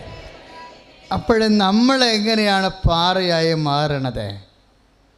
നമ്മൾ റിസ്ക് എടുത്ത് കർത്താവിൻ്റെ വചനം പാലിച്ചാൽ നമ്മളും പാറയായി മാറും. പറഞ്ഞ മനസ്സിലായല്ലേ? പത്രോസ് മാത്രം പാറയായതുകൊണ്ട് നമുക്ക് വല്ല പ്രയോജനമുണ്ടോ? ദൈവത്തിനും പ്രയോജനമില്ല. ദൈവം പത്രോസിനെ പാറയാക്കി ഉയർത്തി ഒരു മാതൃകയാക്കി മാറ്റുമ്പോൾ ദൈവം ഉദ്ദേശിക്കേണ്ടത് എങ്ങനെയാണ്? ദൈവത്തിലെ എല്ലാവരും പാറയായി മാറണം. എപ്പോഴാണ് പാറയായി മാറണത്? ഏതെങ്കിലും വചനം നമ്മളുടെ റിസ്ക് എടുത്തുകൊണ്ട് സാഹസികമായി നഷ്ടം സഹിച്ചുകൊണ്ട് കർത്താവിൻ്റെ വചനത്തിൽ നിലനിൽക്കുമ്പോഴും നിറവേറ്റുമ്പോഴും we will be become rock. സ്തുതിയുടെ ഹല്ലേലൂയ. നമ്മൾ പാറയെ പോലെയാകും. സ്തുതിയുടെ ഹല്ലേലൂയ. ആരാധനയും സ്തുതിയും പുകഴ്ചയും ഉണ്ടായിരിക്കട്ടെ. മക്കളെ, ഈശോ എന്നാ പറയണത്? പത്രോസിനെ പോലെ നമുക്കും വിശ്വാസിയാകാം എന്നല്ലേ പറയണത്? ഇല്ലേ? അതിൻ്റെ പോംവഴികളാണ്. അതായത് പത്രോസ് ഈശോയുടെ വാക്കുകൾക്ക് ജീവനേക്കാൾ വില കൊടുത്തപ്പോഴേ പത്രോസ് ഈശോയുടെ വിശ്വാസം പിടിച്ചു പറ്റി. ദൈവവേദനെ നീയും ഞാനും ദൈവത്തിൻ്റെ വിശ്വാസം പിടിച്ച് പറ്റണം. വിശ്വാസം മാത്രം പിടിച്ച് പറ്റിയാൽ പോരാ. വിശ്വാസം കഴിയുമ്പോൾ ദൈവം അടുത്ത ചോദ്യം ചോദിക്കും. എന്താണ്? നീ എന്നിൽ ശരണപ്പെടുന്നുവോ? ശരണമെന്ന് പറയുന്നത് എന്താ? പ്രത്യാശ, പുണ്യം. നീ എന്നിൽ വിശ്വാസത്തിൽ നമ്മൾ ജയിച്ചു കഴിഞ്ഞാൽ അടുത്ത ചോദ്യം വരും. എന്താ? നീ എന്നിൽ ശരണപ്പെടുത്തും. നീ എന്നിൽ ശരണപ്പെടുന്നുവോ? ദൈവത്തിലെ നിൻ്റെ ഓരോ വിഷയങ്ങൾ താമസിക്കണില്ലേ ചില കാര്യങ്ങൾ. അപ്പോൾ നീ പറയും നമ്മുടെ കുടുംബത്തിൻ്റെ ദോഷമാണ്, എൻ്റെ അശുദ്ധി കൊണ്ടായിരിക്കും എന്നൊക്കെ ചുമ്മാ കള്ളത്തരം. അതൊന്നുമല്ല. നീ പ്രത്യാശ എന്ന പുണ്യത്തിൻ്റെ പാഠശാലയിലാണ്. കർത്താവ് നിന്നെ ശരണം പഠിപ്പിക്കുക. കർത്താവ് പണ്ട് പത്രോസിനോട് ചോദിക്കണില്ലേ? ശിഷ്യന്മാരോട് ഒക്കെ ചോദിച്ചായിരുന്നു. എന്താ? നിങ്ങൾക്കും പോണമെന്നുണ്ടോ? അതാണ് ശരണത്തിൻ്റെ പാഠശാല. കർത്താവിൻ്റെ പ്രബോധനങ്ങൾ ഇത്തിരി കട്ടിയായി. എന്താ? കോംപ്രമൈസ് ചെയ്യാൻ ആൾ തയ്യാറായില്ല. എൻ്റെ ശരീരം യഥാർത്ഥ ഭക്ഷണവും എൻ്റെ രക്തം യഥാർത്ഥ പാനീയവുമാണ് എന്ന് പറഞ്ഞു. എൻ്റെ ശരീരം ഭക്ഷിച്ചില്ലെങ്കിൽ നിങ്ങൾ മരിക്കുമെന്ന് പറഞ്ഞു. അപ്പോൾ കൂടെ നിന്ന കുറേ ആൾക്കാർക്ക് മനസ്സിലായി ഈ പ്രബോധനം കഠിനമാണ്, ആർക്കിത് സഹിക്കാൻ പറ്റും. അതുകൊണ്ട് അവർ 1 by 1 അവിടുന്ന് വിട്ടുപോകുന്നു. അപ്പോൾ ശിഷ്യന്മാർ എല്ലാവരും പോയപ്പോഴേ 1072 ശിഷ്യന്മാരുണ്ടായിരുന്നു അല്ലേ? അപ്പോസ്തലന്മാരുടെ കർത്താവ് ചോദിച്ചു, നിങ്ങൾക്കും കഠിനമായി തോന്നുന്നുണ്ടോ? ചില സമയത്ത് ദൈവത്തിൻ്റെ വചനങ്ങൾ നമ്മുടെ ജീവിതത്തിൽ കഠിനമായി തോന്നും. ദൈവപൈതലേ, എന്നെങ്കിലും നിൻ്റെ കർത്താവിൻ്റെ വചനം നിറവേറ്റാൻ നിനക്ക് കഠിനമായി തോന്നിയാൽ you are in the university, in the classroom of hope. നീ ദൈവത്തിൻ്റെ പ്രത്യാശയുടെ പാഠശാലയിൽ കർത്താവിൻ്റെ ഗുരുമുഖത്തിരിക്കുകയാണ്. അല്ല, യു ആർ നോട്ട് ഔട്ട്, നീ പുറത്തായിട്ടില്ല. കർത്താവിൻ്റെ വചനങ്ങൾ പാലിക്കാൻ എപ്പോഴെങ്കിലും നിനക്ക് കഠിനമായി തോന്നിയാൽ you must realise that you are not out. നീ തിരിച്ചറിയണം, നീ പുറത്തല്ല, but you are in the classroom of hope. നീ കർത്താവിൻ്റെ പ്രത്യാശയുടെ പാഠശാലയിലാണ്. ഈ പാഠം കഴിയുമ്പോൾ കർത്താവിന് മുമ്പിൽ ശരണമുള്ളവളായി കർത്താവ് നിന്നെ കണ്ടെത്തും. അപ്പോൾ അങ്ങനെയാണ് പത്രോസ് ചോദിക്കണത്. എന്ത് ചോദിക്കും? കർത്താവേ, ഞങ്ങൾ ആരുടെ പക്കലേക്ക് പോകും? യോഹന്നാന്റെ സുവിശേഷം 6:68, യോഹന്നാൻ 6:68, ഞങ്ങൾ ആരുടെ പക്കലേക്ക് പോകും? നിത്യജീവൻ്റെ വചനങ്ങൾ നിൻ്റെ പക്കലാണല്ലോ. അതുകൊണ്ടാണ് പത്രോസ് പണ്ട് പറഞ്ഞത് എന്താണ്? അവൻ വാള് ഉറയിലിടാൻ പറഞ്ഞപ്പോൾ അവൻ വാള് ഉറയിലിട്ടത് എന്താണ്? അവൻ്റെ ജീവനേക്കാൾ യേശു ക്രിസ്തു ആശ്രയിക്കുമ്പോൾ പത്രോസ് കാണുന്നൊരു ജീവനുണ്ട്. ആ ജീവൻ്റെ പേരാണ് നിത്യജീവൻ. അത് നൽകാൻ യേശുവിനെ കഴിയൂ. കൈയടിച്ച് കരങ്ങൾ ഉയർത്തിക്കൊണ്ട് സ്തുതിക്കട്ടെ. ആരാധനയും സ്തുതിയും പുകഴ്ചയും ഉണ്ടായിരിക്കട്ടെ. പ്രിയമക്കളെ, എന്നാ ഈശോ പറഞ്ഞത്? ചില കാര്യങ്ങൾ ലാഗ് ചെയ്യുമ്പോൾ, ചില വിഷയങ്ങൾ താമസിക്കുമ്പോൾ കർത്താവ് നിൻ്റെ പ്രത്യാശയെ അളക്കുന്നു എന്നുള്ളതാണ്. ആ പ്രത്യാശയുടെ പരീക്ഷ നീ എഴുതുന്നു എന്നുള്ളതാണ്. അപ്പോൾ നീ പത്രോസിനെ പോലെ പ്രഖ്യാപിക്കണം. മക്കളെ, എല്ലാം പ്രഖ്യാപനമാണ് കേട്ടോ.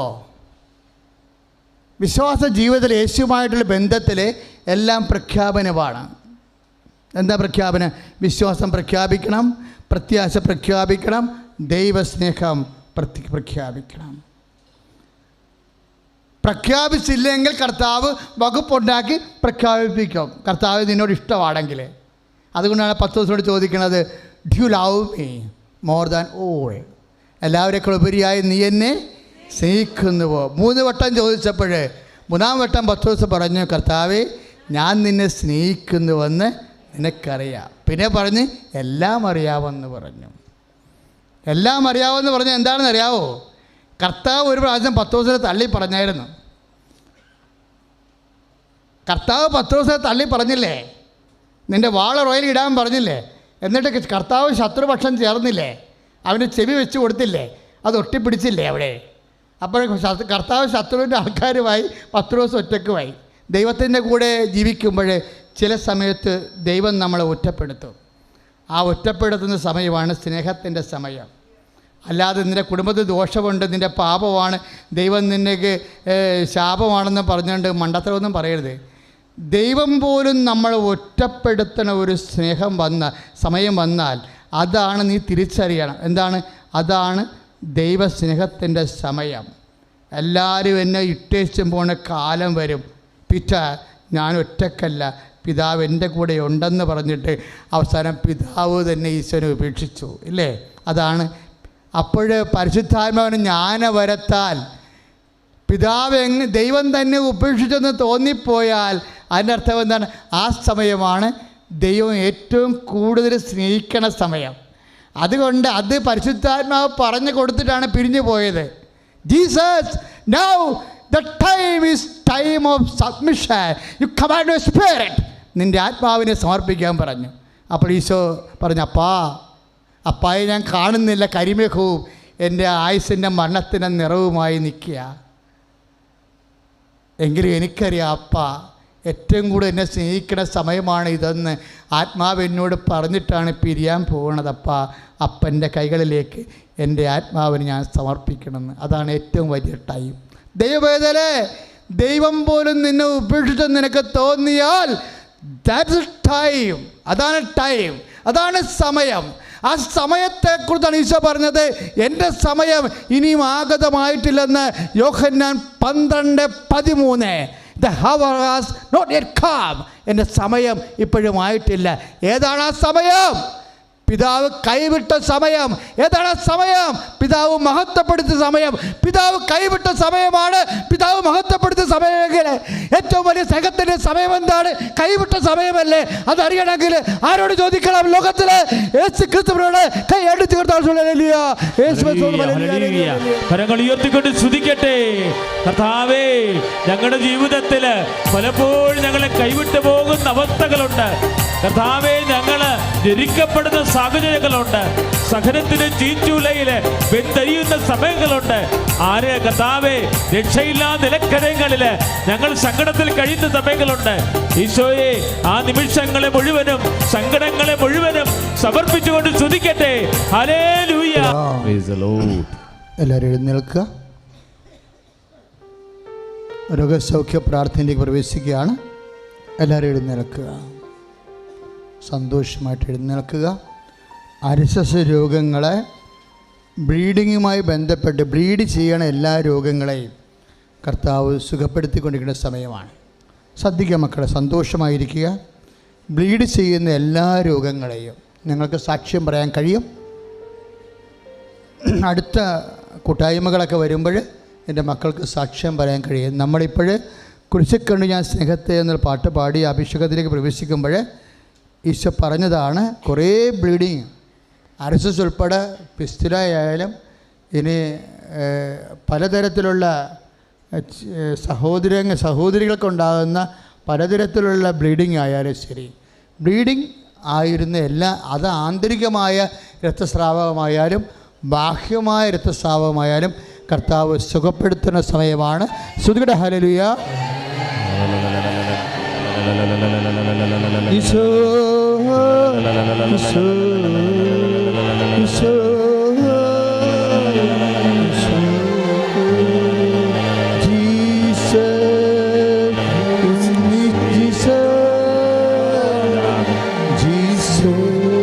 കർത്താവേ സ്പർശിക്കണമേ, കർത്താവേ സ്പർശിക്കണമേ, കർത്താവേ സ്പർശിക്കണമേ.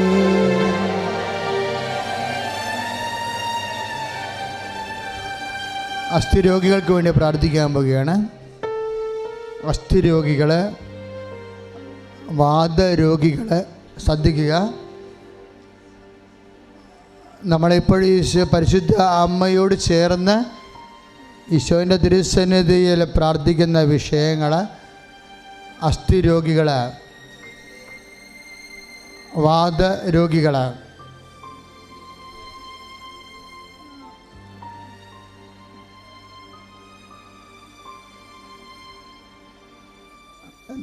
രക്തഓട്ടമില്ലാതെ മരവിച്ചു പോയ കോശങ്ങൾ, രക്തം പമ്പ് ചെയ്യാത്ത ഹൃദയഭാഗങ്ങൾ, ആന്തരിക ഭാഗങ്ങൾ. ഈശോ ഈശോ ഈശോ വാതരോഗികളെ സ്പർശിക്കണമേ കർത്താവേ. ഈശോ മരവിച്ച കോശങ്ങൾ, രക്തോട്ടമില്ലാത്ത ഞരമ്പുകൾ, കരരോഗങ്ങൾ, ഹൃദയരോഗങ്ങൾ, വാതരോഗങ്ങൾ യേശുവിന്റെ നാമത്തില്, യേശുവിന്റെ നാമത്തില്, യേശുവിന്റെ നാമത്തില് സൗഖ്യം പ്രാപിക്കട്ടെ. ഹല്ലേലൂയ. കരങ്ങൾ ഉയർത്തിക്കൊണ്ട് സ്തുതിക്കട്ടെ. വാതരോഗങ്ങൾ സുഖപ്പെടുത്തണേ ഓ നന്ദി പറയുന്ന കർത്താവേ. രക്തോട്ടമില്ലാത്ത അവസ്ഥകളിലെ മേൽ ഓ ദിവ്യകാരുണ്യമേ സൗഖ്യം വർഷിക്കുന്നതിനെ ഓ നന്ദി പറയുന്നു. ഹല്ലേലൂയ. ആരാധനയും സ്തുതിയും ഒഴിച്ചുണ്ടായിരിക്കട്ടെ. പ്രിയമുള്ളവരെ, അസ്ഥിക്കുഴകളെ സമർപ്പിച്ച് പ്രാർത്ഥിക്കാൻ പോവുകയാണ്. ഇപ്പോഴേ നിങ്ങളുടെ സന്ധിബന്ധങ്ങളില്ലേ, അതുപോലെ തന്നെ അസ്ഥിക്കുഴകൾ, ജോയിൻസിന് അവിടെ പെയിൻ ഉള്ളവർ അവിടെ കൈവെക്കേണ്ടതാണ്. മുട്ടിലായാലും ശരി, കണ്ണയ്ക്കായാലും ശരി, എവിടെയാണ് വേദന ഉള്ളത് അവിടെ കൈവെക്കണം. കൈ എത്തണില്ലെങ്കിൽ ഒരു കാലെങ്കിലും കൊണ്ട് ഒരു പാദത്തിൻ്റെ ജോയിൻസിന് പെയിനാണെങ്കിൽ നിങ്ങൾ കർത്താവിൻ്റെ നാമത്തിൽ മറ്റേ പാദം കൊണ്ട് അവിടെ സ്പർശിച്ചാൽ മതി. ആ നടുവേദന ഉള്ളവർ അവിടെ കൈവെക്കുക. അസ്ഥിക്കുഴകളും, തോള് വേദനയുള്ളവർ, തോള് കഴപ്പുള്ളവർ, അസ്ഥിവേദനയുള്ളവർ, സ്പോണ്ടിലോസിസുകാർ അവിടെ എല്ലാം കൈവെക്കുക. പിൻകഴുത്തിന് വേദന ഉള്ളവർ കർത്താവിൻ്റെ നാമത്തിൽ കൈവെക്കുക. അസ്ഥിക്കുഴകളും പേശിബന്ധങ്ങളിലും മാംസപേശികളിലും രക്തഞരമ്പുകളിലുമൊക്കെ കർത്താവിൻ്റെ ശക്തി പ്രവർത്തിക്കുന്ന സമയമാണ്. അതിശക്തമായ സ്തുതികട്ടെ. ഹല്ലേലൂയ. ഈശോ ഈശോ ഈശോ. കർത്താവേ, നിൻ്റെ വിശുദ്ധ പൗരോഹിത്യത്തെ മഹത്വപ്പെടുത്തണമേ. ഈശോ, സഭയിലുള്ള സാന്നിധ്യം പ്രകടമാക്കണമേ. അമ്മേ, പരിശുദ്ധമ്മേ, ദേവമാതാവേ, അസ്ഥിവേദനകൾ, പേശിവേദനകൾ യേശുവിന്റെ നാമത്തിൽ സൗഖ്യം പ്രാപിക്കട്ടെ. ഹല്ലേലൂയ. കരങ്ങൾ ഉയർത്തിക്കൊണ്ട് സ്തുതിക്കട്ടെ. കർത്താവേ, അസ്ഥിരോഗങ്ങൾ സുഖപ്പെടുന്നവർ നന്ദി പറയുന്നു. ഹല്ലേലൂയ ഹല്ലേലൂയ ഹല്ലേലൂയ ഹല്ലേലൂയ. യേശുവേ നന്ദി, യേശുവേ നന്ദി. പ്രിയ മക്കളെ, വയറിന് ഉദര രോഗങ്ങളെ കർത്താവ് സുഖപ്പെടുത്തുന്ന സമയമാണ്. ഈശോ കാണിക്കുന്ന ഓരോ അവയവങ്ങളാണ് അച്ഛൻ പ്രാർത്ഥനയ്ക്ക് വെക്കുന്നത്. ഇപ്പോഴും ഉദര രോഗങ്ങളുള്ളവരുണ്ട്. ഉദര രോഗങ്ങളെന്ന് പറയുമ്പോൾ ഉള്ളിലെ വേദന ഉള്ളവർ, ഉള്ളിലെ ക്യാൻസർ ഉള്ളവർ, അതുപോലെ തന്നെ ഉള്ളിലെ കുടലിൽ പുണ്ണുള്ളവർ, അൾസർ രോഗികൾ, അത് കുടലുമായിട്ട് ബന്ധപ്പെട്ട് മറ്റ് രോഗങ്ങളുള്ളവർ, ഭക്ഷണം കഴിച്ചാൽ പെട്ടെന്ന് വയറ് വീർക്കുന്നവരുണ്ടാകും, ചിലപ്പോൾ ഉദരത്തിൽ നീര് കെട്ടി കിടക്കുന്നവരുണ്ടാകും, ഉദരത്തിലെ ആന്തരിക അവയവങ്ങൾക്ക് ഏതെങ്കിലും ഡാമേജ് ഉള്ളവരുണ്ടാകും, അതിൻ്റെ പേര് നീരുള്ളവരുണ്ടാകും, അതുകൊണ്ട് ഉറക്കമില്ലാത്തവരും ഭക്ഷണം കഴിക്കാൻ പറ്റാത്തവരുണ്ടാകും. ദയവായി ഉദര രോഗികൾ അവരുടെ കൈകൾ ഉദരത്തെ വെച്ചുകൊണ്ട് ശ്രുതികട്ടെ. എല്ലാവരും ശ്രുതികട്ടെ. കർത്താവേ, കർത്താവേ, ഉദര രോഗികളെ സ്പർശിക്കണമേ കർത്താവേ. ഉദര രോഗികളെ സ്പർശിക്കണമേ കർത്താവേ. ഉദര രോഗികളെ സ്പർശിക്കണമേ കർത്താവേ. ഉദര രോഗികളെ കർത്താവേ. ഉദരത്തിന് അടി കൊണ്ടവരെ, ഹേമം കൊണ്ടവരെ, ആന്തരിക അവയവത്തിന് കർത്താവെ കേടുപാട് വന്നവരെ, മാരക രോഗികളെ യേശുവിന്റെ നാമത്തിൽ സൗഖ്യം പ്രാപിക്കട്ടെ. Hallelujah hallelujah. കർത്താവേ, ഉദര രോഗങ്ങൾ സൗഖ്യപ്പെടുത്തനെ ഓർത്ത്, മാരക രോഗങ്ങൾ സൗഖ്യപ്പെടുത്തനെ ഓർത്ത് ഞങ്ങളങ്ങ് ആരാധിക്കുന്നു, സ്തുതിക്കുന്നു കർത്താവേ. ഹല്ലേലൂയ. ഉദരത്തിന് നമ്മളെ വിചാരിക്കാത്തൊരു വിഷയത്തിലേക്കാണ് കർത്താവിൻ്റെ സൗഖ്യം അടയാളപ്പെടുത്തി കാണിക്കണത്. രോഗങ്ങളെ ഈശോ സുഖപ്പെടുത്തുമ്പോൾ തന്നെ ഉദരത്തിന് അടി കിട്ടിയവരുണ്ട്, ചവിട്ട് കിട്ടിയവരുണ്ട്. അടിയും ചവിട്ടും ഹേമവും അല്ലെങ്കിൽ ഉദരം തട്ടി വീണവർ, അവിടെ അക്കാലങ്ങളിൽ അതങ്ങനെ സംഭവിച്ച സമയത്ത് ചെറിയ കറുപ്പ് നിറവും ചെറിയ വയലറ്റ് നിറവും ഉണ്ടായിരുന്നു. പിന്നീട് മരുന്ന് കഴിച്ചേക്കുന്നത് മാറിയെങ്കിലും ആന്തരിക അവയവത്തിന് ഡാമേജ് മാറിയിട്ടില്ല. അതുകൊണ്ട് ഇടയ്ക്കിടയ്ക്ക് നീര് കെട്ടും. ആ ഉദരത്തെ കർത്താവ്, അങ്ങനെയുള്ളവരെ കർത്താവ് പൂർണ്ണമായി ഇപ്പോഴും സുഖപ്പെടുത്തിയിരിക്കണം. ഹല്ലേലൂയ.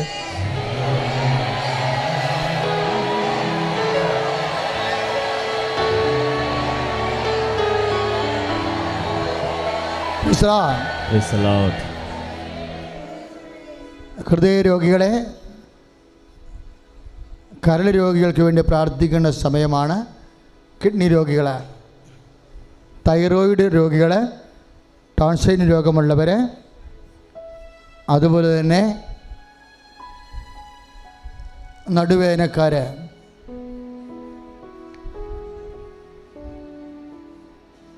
വെരിക്കോസിൻ്റെ അസുഖമുള്ളവർ, വിസർപ്പ രോഗികൾ, അച്ഛനോട് ചേർന്ന് പ്രാർത്ഥിക്കുക. കർത്താവായ ദൈവമേ, എല്ലാ സോറിയാസിസ് രോഗികളെയും വിശുദ്ധ രക്തത്താൽ കഴുകണമേ. കിഡ്നി രോഗികളെ, കിഡ്നി കല്ലുള്ളവരെ, ക്രിയാറ്റിൻ കൂടുതലുള്ളവരെ, കിഡ്നിയെ അങ്ങ് കഴുകണമേ. കല്ലുകളെ പൊടിച്ച് മൂത്രത്തിലൂടെ ഒഴുക്കിക്കളയണമേ. കർത്താവേ, രക്തദൂഷ്യമുള്ളവര്, ഉദര രോഗികള്, ആമാശയ രോഗികള്, ഗർഭാശയത്തിൽ മുഴയുള്ളവര്, ഗർഭാശയ സിസ്റ്റുള്ളവര്, യേശുക്രിസ്തു നാമത്തില് മാരക രോഗങ്ങള്, കരൾ രോഗങ്ങള് യേശുവിന്റെ നാമത്തില് സൗഖ്യം പ്രാപിക്കട്ടെ. ഹല്ലേലൂയ. കർത്താവേ, മാരക രോഗങ്ങള്, കിഡ്നി രോഗങ്ങള്, കരൾ രോഗങ്ങള് അങ്ങ് സുഖപ്പെടുത്തുന്നവർ നന്ദി പറയുന്നു. വിദൂരങ്ങളിൽ നിന്ന് ഇപ്പോൾ രോഗം സമർപ്പിച്ച് പ്രാർത്ഥിക്കുന്നവരെ അങ്ങ് സൗഖ്യപ്പെടുത്തുന്നവർ നന്ദി പറയുന്നു. പ്രിയമുള്ളവരെ, ഇപ്പോഴും നമ്മൾ പ്രാർത്ഥിച്ചപ്പോഴും ഇതുമായിട്ട് ജസ്റ്റ് ഡയറക്റ്റ് ബന്ധമില്ലാത്തൊരു വിഷയം പ്രാർത്ഥിക്കാൻ വേണ്ടി പരിശുദ്ധാത്മാവ് തോന്നിച്ചിരിക്കുന്നത് ജീവിത മാർഗമാണ്. അതൊത്തിരി പേരെ ബാധിക്കുന്ന വിഷയമാണെന്ന് കരുതുന്ന അങ്ങനെ ഒരു ആശയം, ജീവിത മാർഗത്തിന് വേണ്ടി പ്രാർത്ഥിക്കാനുള്ള ഒരു ആന്തരിക നിർബന്ധ പരിശുദ്ധാത്മാവ് നമുക്ക് നൽകിയിരിക്കുന്നത് ഒരുപക്ഷെ നിങ്ങൾക്ക് എല്ലാവർക്കും തന്നെ സാക്ഷ്യം പറയാൻ പറ്റുന്ന രീതിയിലുള്ള വലിയ അടയാളങ്ങൾ നിങ്ങളുടെ ജീവിതത്തിൽ ഈ പ്രാർത്ഥന കഴിയുമ്പോൾ ദൈവം നൽകും. ജീവിതമാർഗം കൊണ്ട് ജീവിതമാർഗം മുട്ടിപ്പോയവരുണ്ട്, സാമ്പത്തികമായ കടത്ത് ചെന്നവർ, വരുമാന മാർഗങ്ങളില്ലാത്തവർ, ഉള്ള വരുമാന മാർഗം കൊണ്ട് ജീവിക്കാൻ പറ്റാത്തവർ, ജോലിക്ക് വേണ്ടി അന്വേഷിക്കുന്നവർ, ജോലി നഷ്ടപ്പെട്ടവർ, ഉള്ള ജോലി കൊണ്ട് ശമ്പളം കിട്ടാത്തവർ, വരുമാനം കിട്ടാത്തവർ, കടങ്ങൾ കൂടിപ്പോയവർ, പുതിയ വരുമാന മാർഗം വേണ്ടി കണ്ണുനീരോടെ പ്രാർത്ഥിക്കുന്നവർ, കർത്താവേ ഈശോ ഈശോ ജീവിതമാർഗങ്ങളെ സ്പർശിക്കണമേ. ജീവിതമാർഗങ്ങൾ യേശുവിന്റെ നാമത്തിൽ ജീവിതമാർഗം തെളിഞ്ഞ് ലഭിക്കട്ടെ. സാക്ഷ്യം പറയാൻ അങ്ങനെ മക്കളെ കർത്താവേ അർഹരാക്കണം. ഹല്ലേലൂയ. കരങ്ങൾ ഉയർത്തിക്കൊണ്ട് സ്തുതിക്കട്ടെ. കർത്താവേ, നഷ്ടപ്പെട്ട ജോലി തിരിച്ചു കിട്ടി നന്ദി പറയുന്നു. കർത്താവേ, അധ്വാനത്തെ ആശീർവദിച്ച് വരുമാന മാർഗങ്ങള് ശക്തിപ്പെടുത്തുന്നത് നന്ദി പറയുന്നു. കർത്താവേ, ഹല്ലേലൂയ. മക്കളെ, കത്ത് പിടിച്ചതിൻ്റെ പേരിൽ വരുമാന മാർഗങ്ങൾ നഷ്ടപ്പെട്ടവരുണ്ട്. അതായത് അഗ്നി ബാധയുണ്ട്, അതിൻ്റെ പേരിൽ ഫാക്ടറിയോ വീടോ സ്ഥലമോ പീടികയോ കെട്ടിടമോ അല്ലെങ്കിൽ ജോലി ചെയ്യുന്ന ഇടമോ നഷ്ടപ്പെട്ടതിൻ്റെ പേരിൽ സാമ്പത്തികമായ ദാരിദ്ര്യം അനുഭവിക്കുന്നവരെ കർത്താവ് പ്രത്യേകം ആശീർവദിക്കുകയും അവിടെ വിഷയങ്ങളുടെ മേൽ കർത്താവിൻ്റെ വലിയ തീരുമാനം സാക്ഷ്യം പറയാൻ പറ്റുന്ന രീതിയിലേക്ക് കർത്താവ് നിങ്ങളെ അനുഗ്രഹിച്ചുകൊണ്ടിരിക്കണം. ഹല്ലേലൂയ. കരങ്ങൾ ഉയർത്തിക്കൊണ്ട് സ്തുതിക്കട്ടെ. ഹല്ലേലൂയ. കർത്താവേ, വരുമാന മാർഗം മുട്ടിപ്പോയവരെ അങ്ങ് ആശീർവദിക്കുന്നതിനെ ഓർത്ത് നന്ദി പറയുന്ന കർത്താവേ, കർത്താവേ, അഗ്നിബാധ പോലും നഷ്ടപ്പെട്ട സ്വത്ത് സ്വകളുടെ മേൽ കർത്താവേ പുതിയ മാർഗം തുറന്നു. ഹല്ലേലൂയ, ഹല്ലേലൂയ, ഹല്ലേലൂയ. നമ്മളിപ്പോഴും പ്രാർത്ഥിക്കുന്നത് കൃപാസനത്തിൻ്റെ സാക്ഷ്യങ്ങൾ നിങ്ങൾ വർഷങ്ങളായി കേൾക്കുന്നതാണ്. പ്രത്യേകിച്ച് ഉടമ്പടിക്ക് ശേഷം ഒരു മനുഷ്യൻ ഈ ഭൂമിക്ക് മുകളിൽ അനുഭവിക്കുന്ന എല്ലാത്തിനും സമാധാനം ഉണ്ടാകുന്ന പരിശുദ്ധ അമ്മയുടെ പ്രത്യേക മധ്യസ്ഥമുള്ള സ്ഥലമാണ്. ജോലിയായാലും വീടായാലും വിവാഹമായാലും മക്കളായാലും എല്ലാത്തിനും ഈ ആരാധനയുടെ അൾത്താറയിൽ അമ്മ സന്നിധാനത്തിൽ നിനക്ക് സാക്ഷ്യം പറയാൻ സാധിക്കും. ഇപ്പോഴും നമ്മൾ പ്രാർത്ഥിക്കാൻ പോകുന്നത് കല്യാണം ഒത്തുവരാത്തവർക്ക് വേണ്ടിയാണ്. പ്രത്യേകിച്ച് കുറേ പുരുഷന്മാർ, സ്ത്രീകളെയൊക്കെ കൂടുതൽ പുരുഷന്മാരാണ് വിവാഹം കഴിക്കാൻ പറ്റാണ്ടിരിക്കണത്.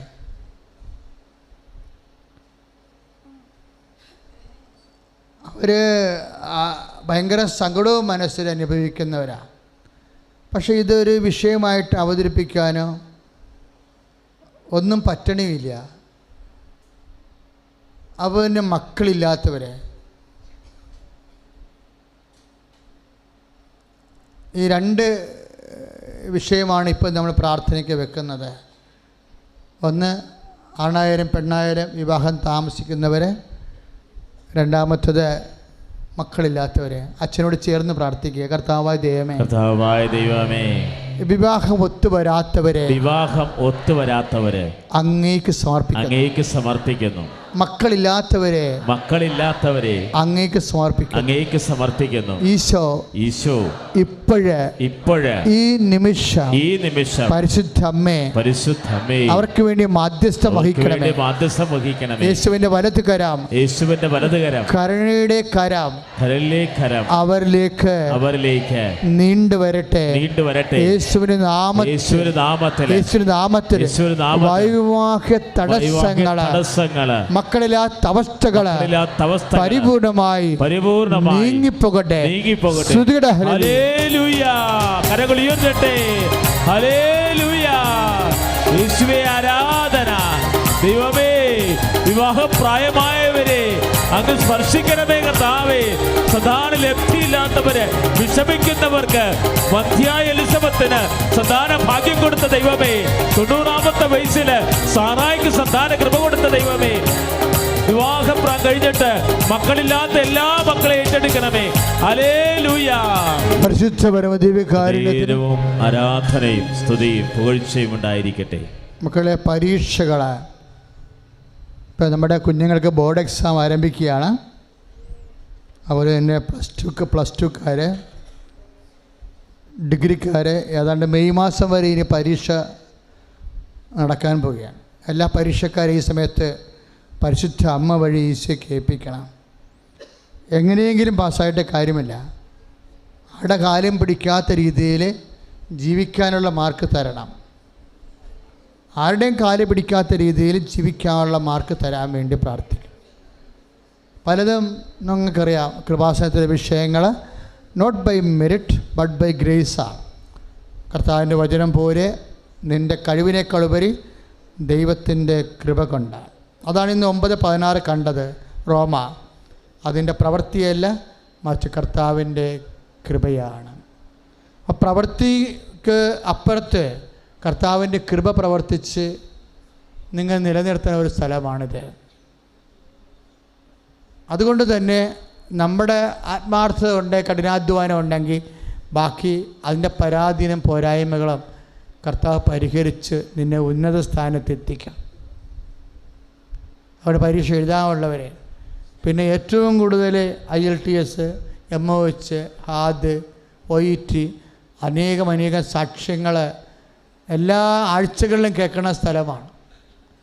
അപ്പം മനുഷ്യൻ്റെ എല്ലാ സങ്കീർണ വിഷയം, കോടതിയെങ്കിൽ കോടതി, കേസ്, വ്യവഹാരം, അതിർത്തി തർക്കം, നൈപുണ്യ പരീക്ഷ, യോഗ്യതാ പരീക്ഷ, എല്ലാത്തിനും അമ്മ സമാധാനം വേണം. നിൻ്റെ ഭൗതിക മേഖലകളെ അതിശക്തമായി അതിൻ്റെ നീ തുഴഞ്ഞ് കൈയും കാലം തളരുമ്പോൾ അമ്മയുടെ കൈകൾ നിനക്ക് വേണ്ടി തുഴയണ ഇടമാണിത്.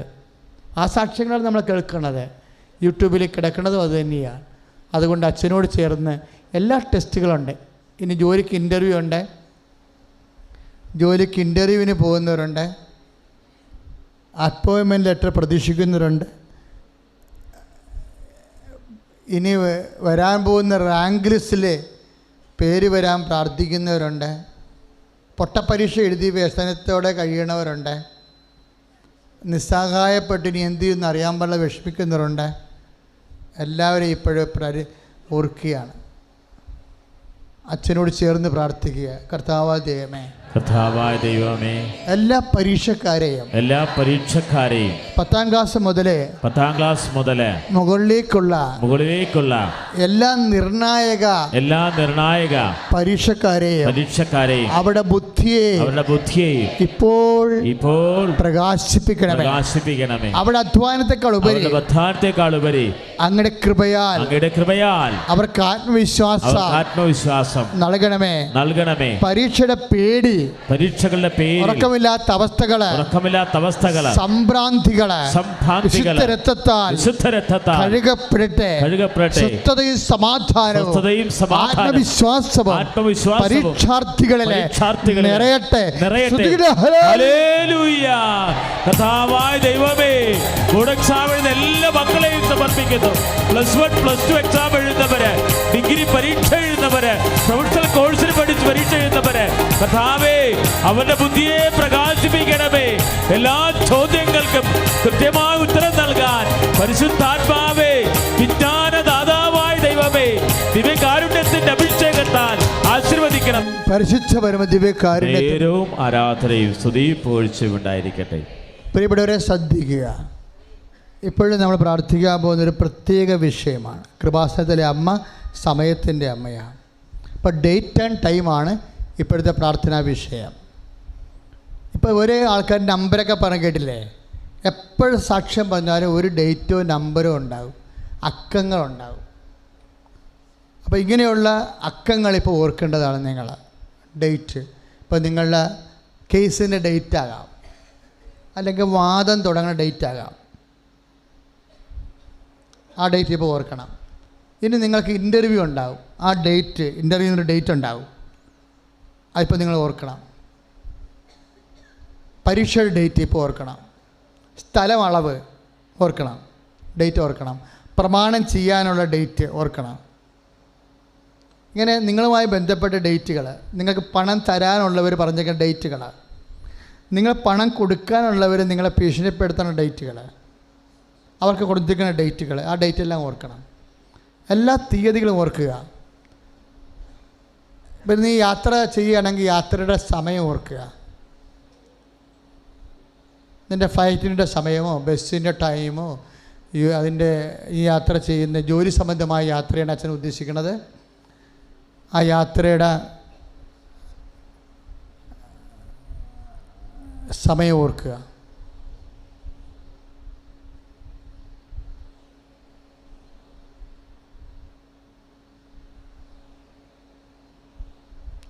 അച്ഛനോട് ചേർന്ന് പ്രാർത്ഥിക്കുക. കർത്താവായ ദൈവമേ, അങ്ങയുടെ മക്കളെ അങ്ങ് ജീവിക്കാൻ വേണ്ടി ഈ ഭൂമിയിൽ നൽകിയ സമയത്തിന് അവരുടെ ജീവിതത്തെ സ്വാധീനിക്കുന്ന പ്രത്യേക സമയത്തെ ഇപ്പോൾ ഞങ്ങള് അങ്ങയുടെ തിരുസന്നിധി സമർപ്പിച്ച സമയത്ത് അങ്ങയുടെ സാന്നിധ്യം കൊണ്ട് സൗഖ്യം കൊണ്ട്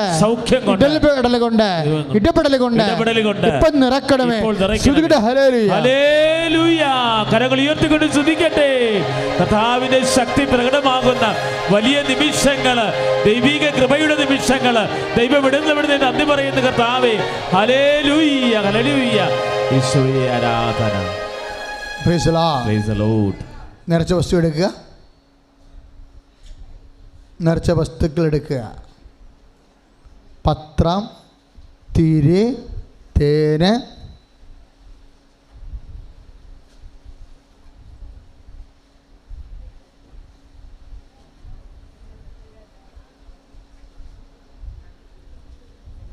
അച്ഛൻ പറയുമ്പോൾ ഉയർത്തിയാൽ മതി കേട്ടോ.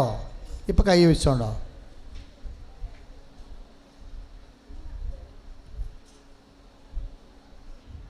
എല്ലാം നേർച്ച വസ്തുക്കളും എടുത്തോളൂ. കാര്യം നമുക്കറിയാം, ലോകത്തിലെ ഇതുപോലെ നേർച്ച വസ്തുക്കളുടെ മേൽ ദൈവത്തിൻ്റെ ശക്തി പ്രവർത്തിച്ച് സാക്ഷ്യം പറയുന്ന ഇടമില്ല. അത് ദൈവം അമ്മ പ്രത്യക്ഷപ്പെട്ട പോലെ തന്ന ഒരനുഗ്രഹമാണ്. നേർച്ച വസ്തുക്കളുടെ മേലുള്ള പത്രത്തെ ഒരു നേർച്ച വസ്തു ഒരു സൗഖ്യത്തിന് വേണ്ടി ഉപകരണമായിട്ട് കൃപാസനം ഔദ്യോഗികമായിട്ട് പറഞ്ഞിട്ടില്ല. ജനങ്ങളെ ദൈവം കൊടുത്തിരിക്കുന്ന ചില ഉൾക്കാഴ്ച കൊണ്ട് കുറേ വിശ്വാസ കൃത്യങ്ങൾ ചെയ്യുന്നുണ്ട്, അവർക്ക് സാക്ഷ്യം പറയുന്നുണ്ട്. ഞങ്ങളത് ഔദ്യോഗികമായിട്ട് എടുക്കാത്തതിൻ്റെ കാരണം അതുകൊണ്ടാണ് ഞങ്ങൾ പത്രത്തിൽ ഇടാത്തത്. സഭയുടെ ഇടപെടലുണ്ട് ആ വിഷയത്തിൽ. പത്രത്തെ കൊണ്ടുള്ള കാര്യങ്ങളെ ആവശ്യമില്ലാത്ത പ്രചാരം കൊടുക്കരുതെന്ന് സഭയുടെ നിർദ്ദേശമുണ്ട്. അതുകൊണ്ടാണ് പത്രത്തെ നിങ്ങൾ പത്രം കരിക്കണം, പത്രം തിരിയണം, അങ്ങനെയുള്ള പ്രശ്നങ്ങളൊന്നും അച്ഛൻ ഒരിക്കലും ഞങ്ങൾ കൃപാസനത്തിന് പറയത്തില്ല. എൻ്റെ മക്കളെല്ലാം നേർച്ച വസ്തുക്കളും കയ്യിലെടുക്കുക. നമ്മൾ ശ്രദ്ധിക്കേണ്ട കാര്യം, കൃപാസനത്തിൽ ഏറ്റവും വലിയ നേർച്ച വസ്തു പത്രമാണ്. എന്താ കാര്യം? പത്രം ഒരു കാരുണ്യ പ്രവൃത്തിയാണ്. എന്ത് കാരുണ്യമാണ്? കർത്താവിനെ അറിയാത്തവർക്ക് കാരുണ്യത്തോടെ നമ്മൾ അറിയിക്കുന്നതാണ് പത്രത്തിൻ്റെ ചുമതല. നിങ്ങളും വന്നത് പത്രം വായിച്ചും കണ്ടും കേട്ടും മനസ്സിലാക്കി വന്നതാണ്. അപ്പോൾ നിങ്ങളറിയാത്തവരെ എപ്പോഴും ഒരിക്കലും ബ്രദർ എഡ്വേർഡ് പറഞ്ഞ പോലെ ഒരിക്കലും പത്രം കൊണ്ടുപോയി പള്ളിയിൽ ഡംപ് ചെയ്യരുത്, കൂട്ടിയിടരുത്. ഒരു പള്ളിയിലും കൊണ്ടേ പത്രം ഇടാൻ ഞങ്ങൾ പറയണില്ല. പണ്ടൊക്കെ പറയുമായിരുന്നു, പക്ഷേ ഇന്നിപ്പോൾ അതല്ല അവസ്ഥ. ഒരു ഇടവകയും തന്നെ 100-300 പേരാ ധ്യാനത്തിൽ വരുന്നത്. ഇപ്പോൾ 8 ധ്യാനമില്ലേ? അപ്പോൾ ഈ 300 പേര് കൊണ്ടുപോയി 10,000-6,000 പത്രം കൊണ്ട് ആ ഇടവക ഇട്ട കപ്പേരെടുത്ത് കത്തിച്ച് കളയും. ഒരു കാരണവശാലും നിങ്ങൾ ഇടരുത്. ഇപ്പോൾ 2-3 സാക്ഷ്യങ്ങൾ കേട്ടപ്പോഴേ അവിടെ നാട്ടിൽ നിന്ന് പത്രം കൊടുക്കാൻ വീടില്ല. അതുകൊണ്ട് അവർ ബസ് കയറി അന്യനാട്ടിൽ പോയി ഓരോ വീടുകളിലും പത്രം. അത് ആത്മാർത്ഥത എന്ന് പറയും അതിനെ. ഇപ്പം ചില മണ്ടന്മാരെ പണി അവർ പറയും, വീട്ടിൽ ചെല്ലുമ്പോൾ പറയും ഈ പത്രം ഞങ്ങളുടെ വീട്ടിലുണ്ടെന്ന് പറയുമ്പോൾ അപ്പോൾ ഉടനെ ഈ മടിച്ച് പറയും, എന്നാലും ഉടനെ ഇരിക്കട്ടെ എന്ന് പറയും. അങ്ങനെ പറയരുത്, കള്ളത്തരമാണത്. കർത്താവിൻ്റെ ദൃശ്യത്തിൽ കള്ളത്തരമാണത്. കാര്യം അങ്ങനെ ചെയ്യാൻ പാടില്ല, അവർക്ക് 2 പത്രത്തിൻ്റെ ആവശ്യമില്ലല്ലോ. അപ്പം അതുകൊണ്ട് നിങ്ങൾ കൊടുത്ത വീട്ടിൽ പത്രം കൊടുക്കരുത്. എവിടെയാണ് കൊടുക്കാൻ പറ്റണത് അവിടെ ചെന്ന് നിങ്ങൾ സിൻസിയറാണ്, ദൈവതിരുസന്നിധിയിൽ സത്യസന്ധരാണെന്ന് കർത്താവിന് ബോധ്യപ്പെട്ട പിന്നെ അധികാരം കൃപാസനത്തിൽ നടക്കേണ്ടി വരത്തില്ല. വേറെ കാര്യമൊന്നുമില്ല. കറക്റ്റാണ് അച്ഛൻ പറയണത്. കാര്യം സത്യസന്ധത, ദൈവത്തോടുള്ള ആത്മാർത്ഥത, അങ്ങനെയാണ് ഞാൻ 4 വയസ്സ് വരെ പഠിച്ചു വന്നത്. അല്ല കരസ്യമാർ ധ്യാനം കൂടി മാനസാന്തരപ്പെട്ട് തുടങ്ങിയ ശുശ്രൂഷ അല്ല. എപ്പോഴും ഞാൻ പറഞ്ഞ കാര്യം അതാ. നമ്മൾ ദൈവതിരുസന്നിധിയിൽ സത്യസന്ധരാണ്, കർത്താവിനെ 10 മനുഷ്യനെ അറിയണം, അതിനുവേണ്ടിയാണ് ജീവിക്കണം എന്ന് ദൈവത്തിന് തോന്നിയാൽ നിങ്ങളുടെ കാര്യത്തിൽ ദൈവം ഇറങ്ങി വരും. ഇപ്പോൾ പല സാക്ഷ്യങ്ങൾ കേൾക്കുമ്പോൾ ഉടമ്പടി സാക്ഷ്യത്തിൻ്റെ പ്രത്യേകത എന്താ? അത് ദൈവത്തിൻ്റെ സാന്നിധ്യം നമ്മുടെ കുടുംബത്തിൽ ഉറപ്പ് വരുത്തുന്നതാണ്. ഉടമ്പടി എല്ലാ ഉടമ്പടിയും അങ്ങനെയാണ്. അബ്രാഹത്തിൻ്റെ അതുപോലെ തന്നെ മോസസിൻ്റെത്, I will come with you, ഞാൻ നിൻ്റെ കൂടെ വരും. ചിലക്ക് കാണാൻ പറ്റും, ദൃശ്യ സാന്നിധ്യമുണ്ട്. ചില സാന്നിധ്യം ദൃശ്യമാക്കണം പറഞ്ഞാൽ ദൈവം ദൃശ്യമാക്കും. ചിലത് ദൃശ്യമല്ലെങ്കിൽ അദൃശ്യ സാന്നിധ്യം ഉടമ്പടിക്കാരുടെ കൂടെ ഉണ്ട്. അത് ഉറപ്പാണ്, ഉടമ്പടിയുടെ വാഗ്ദാനത്തിൻ്റെ ഭാഗമാണ്. അതുകൊണ്ടാണ് ചിലർ സാക്ഷ്യം കറക്റ്റായിട്ട് പറയും. ഇപ്പം എത്ര സാക്ഷ്യം അങ്ങനെ പറയണത്. അപ്പം അതുകൊണ്ട് ശ്രദ്ധിക്കേണ്ട കാര്യം, ദൈവ സാന്നിധ്യ സ്മരണയിൽ വേണം എൻ്റെ മക്കളെ ജീവിക്കാൻ. പത്രം മലയാളം പത്രമുണ്ട്, ഇംഗ്ലീഷ് പത്രമുണ്ട്, ഹിന്ദി പത്രമുണ്ട്, കന്നഡയുണ്ട്, തമിഴുണ്ട്, തെലുങ്കുണ്ട്. ഇത്രയും പത്രങ്ങളുണ്ട്. അപ്പോൾ തെലുങ്ക് നാട്ടിൽ പോകുന്ന ആൾക്കാർ, ആന്ധ്രയിലേക്ക് പോകുന്നവർ ആ പത്രമാണ് മേടിക്കേണ്ടത്. ബോംബെ പോകുന്നവർക്ക് ഹിന്ദി ഇംഗ്ലീഷും വാങ്ങിക്കാം. അപ്പം നിങ്ങൾ ബോംബെയിൽ നിന്ന് വന്ന മലയാളികളാണെങ്കിലും അവിടെ കൊണ്ടേ കൊടുക്കേണ്ട പത്രങ്ങൾ മലയാളം മേടിക്കാം, പക്ഷേ അവർക്ക് ആ നാട്ടുകാർക്ക് മനസ്സിലാകുന്ന ഭാഷയും മേടിക്കാം. ഇതെല്ലാം വെഞ്ചരിക്കുകയാണ്, വെഞ്ചരിച്ച് വെച്ചിരിക്കുകയാണ്, വീണ്ടും വെഞ്ചരിക്കുകയാണ്. ഈ നേരത്തെ വസ്തുക്കൾ തന്നെ 12 പ്രാവശ്യമൊക്കെ വെഞ്ചരിക്കും. അച്ഛൻ ബ്രദർ പറഞ്ഞില്ലേ, അത് ഒരു നേരത്തെ വസ്തു ഉടമ്പടി ചെയ്യാത്തവരുണ്ട്.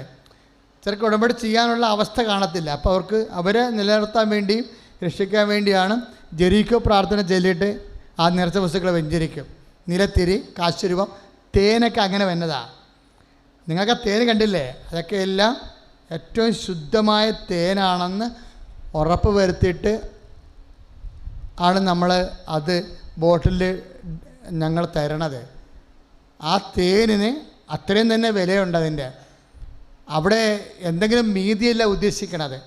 ദൈവത്തിൻ്റെ നേർച്ച വസ്തു സത്യസന്ധവും ശുദ്ധവുമായിരിക്കണം. ശുദ്ധം എന്നുള്ളത് ബൈബിളിലെ നേർച്ച വസ്തുക്കൾ ഉപയോഗിക്കണ പ്രത്യേക പേരാണ്, ശുദ്ധം. അപ്പോൾ അവിടെ ഒന്നും ചെയ്യാൻ പറ്റത്തില്ല നമുക്ക്. അവിടെ എപ്പോഴും ശ്രദ്ധിക്കേണ്ടത്. അതുകൊണ്ടാണ് ഞങ്ങൾ അത്രയും പാക്ക് ചെയ്ത് തരണത്. കാഞ്ഞിരപ്പള്ളി രൂപതയിൽ നിന്ന് വാങ്ങിക്കുന്നതാണ് അത്. അപ്പം അതുകൊണ്ട് എല്ലാം അങ്ങനെയാണ്. ഉടമ്പടി തൈലം എന്ന് പറഞ്ഞാൽ എന്നാ, സാക്ഷ്യം പറഞ്ഞ ആൾക്കാർ പറഞ്ഞു ഉടമ്പടി വെളിച്ചെണ്ണയെന്ന്. അങ്ങനെ സാധനം ഇല്ല. ഉടമ്പടി ശുദ്ധമായ ഒലിവെണ്ണയാണ്. ശുദ്ധമായ ഒലിവെണ്ണയാണ് ആ തരണത്. അത് എത്രയോ പ്രാവശ്യം വെഞ്ചരിച്ചിട്ടാണ് തരണത്. അതുകൊണ്ട് നിങ്ങൾ അധികം ഒന്നും ഉപയോഗിക്കരുത്. ഉപയോഗിച്ചിട്ട് തിരിച്ചു വന്നാൽ ഇവിടെ തരാനില്ല. അങ്ങനെ കച്ചവടം ചെയ്യേണ്ട കാര്യം കൃപാസനത്തിനില്ല. ഇവിടത്തെ ഒരു തുള്ളിയാണ് ഉപയോഗിക്കേണ്ടത്. ഒരു തുള്ളി, ജസ്റ്റ് ഒരു തുള്ളി അടിവയറ്റിലൊക്കെ ഇടണത്. ഇതെൻ്റെ ഒരു പരിപാടി എന്ന് പറയണത്, നമ്മൾ ഉടമ്പടി ചെയ്ത് കഴിയുമ്പോൾ, വാക്ക് പാലിച്ച് കഴിയുമ്പോൾ നമ്മൾ വാഗ്ദാന പേടകമായി നമ്മൾ മാറുകയും. അപ്പം നമ്മൾ തൊടുമ്പോഴും അതാണ് ഈ ഉടമ്പടി ചെയ്യുന്ന ആൾക്കാരായിരിക്കണം. ഇപ്പം മക്കളില്ലാത്തവരുടെ അടിവയറ്റിലൊക്കെ കൊണ്ടുപോയി തൊടുന്നത് ആരാണ്? ഉടമ്പടി ചെയ്ത ആളാണ് കൊണ്ടുപോയി തൊടുന്നത്. കാര്യം അവർ വാഗ്ദാന പേടകമാണ്, അവർക്ക് ആ ശക്തിയുണ്ട്.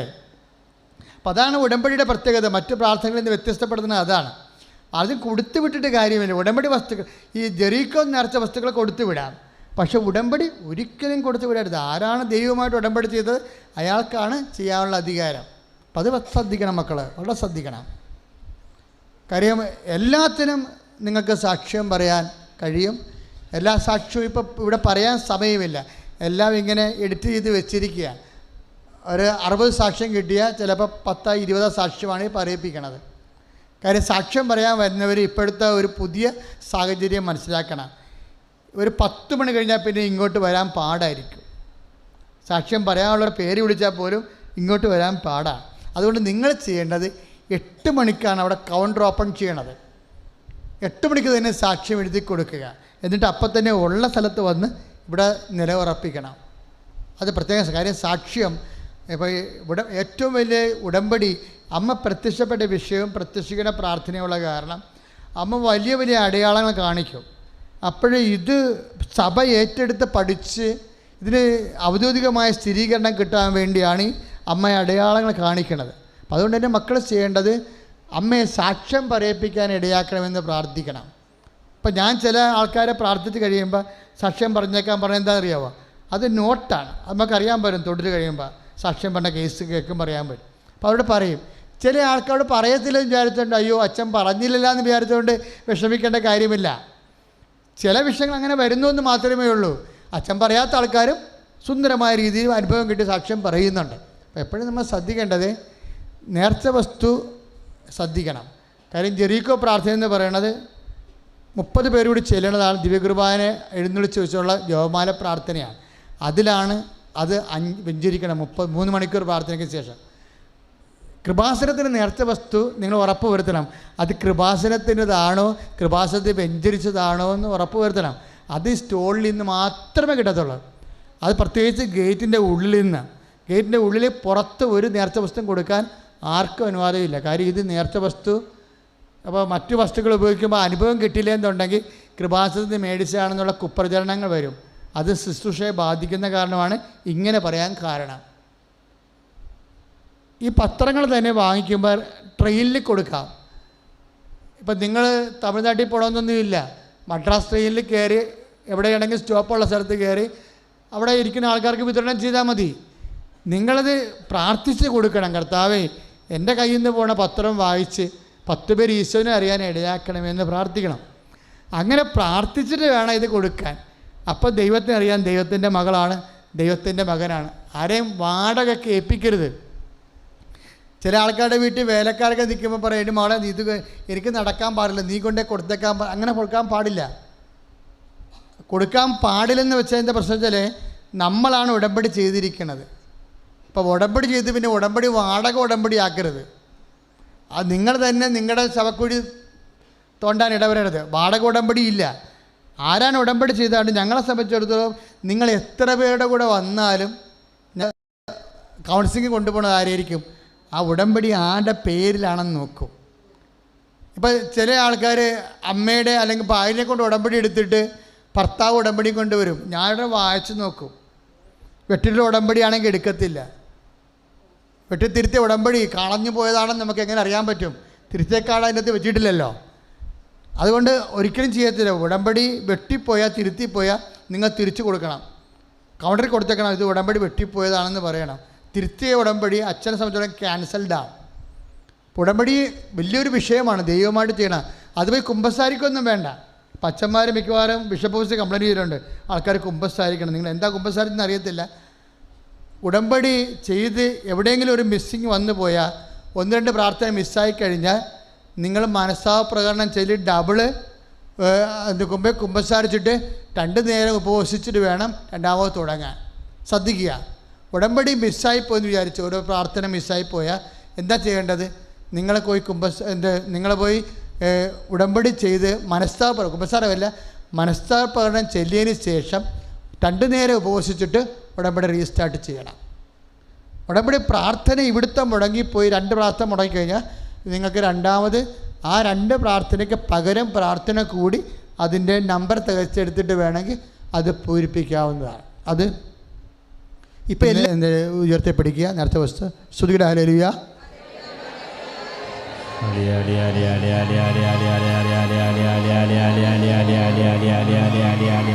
ഉയർത്തിപ്പിടിച്ച് ആശീർവാദം മേടിക്കുക. ഉയർത്തിപ്പിടിക്കട്ടെ, കരങ്ങൾ ഉയർത്തി ശക്തമായിട്ട് സ്തുതിക്കട്ടെ. ഇതാ ഈശോ നിങ്ങളെ ആശീർവദിക്കാൻ പോവുകയാണ്.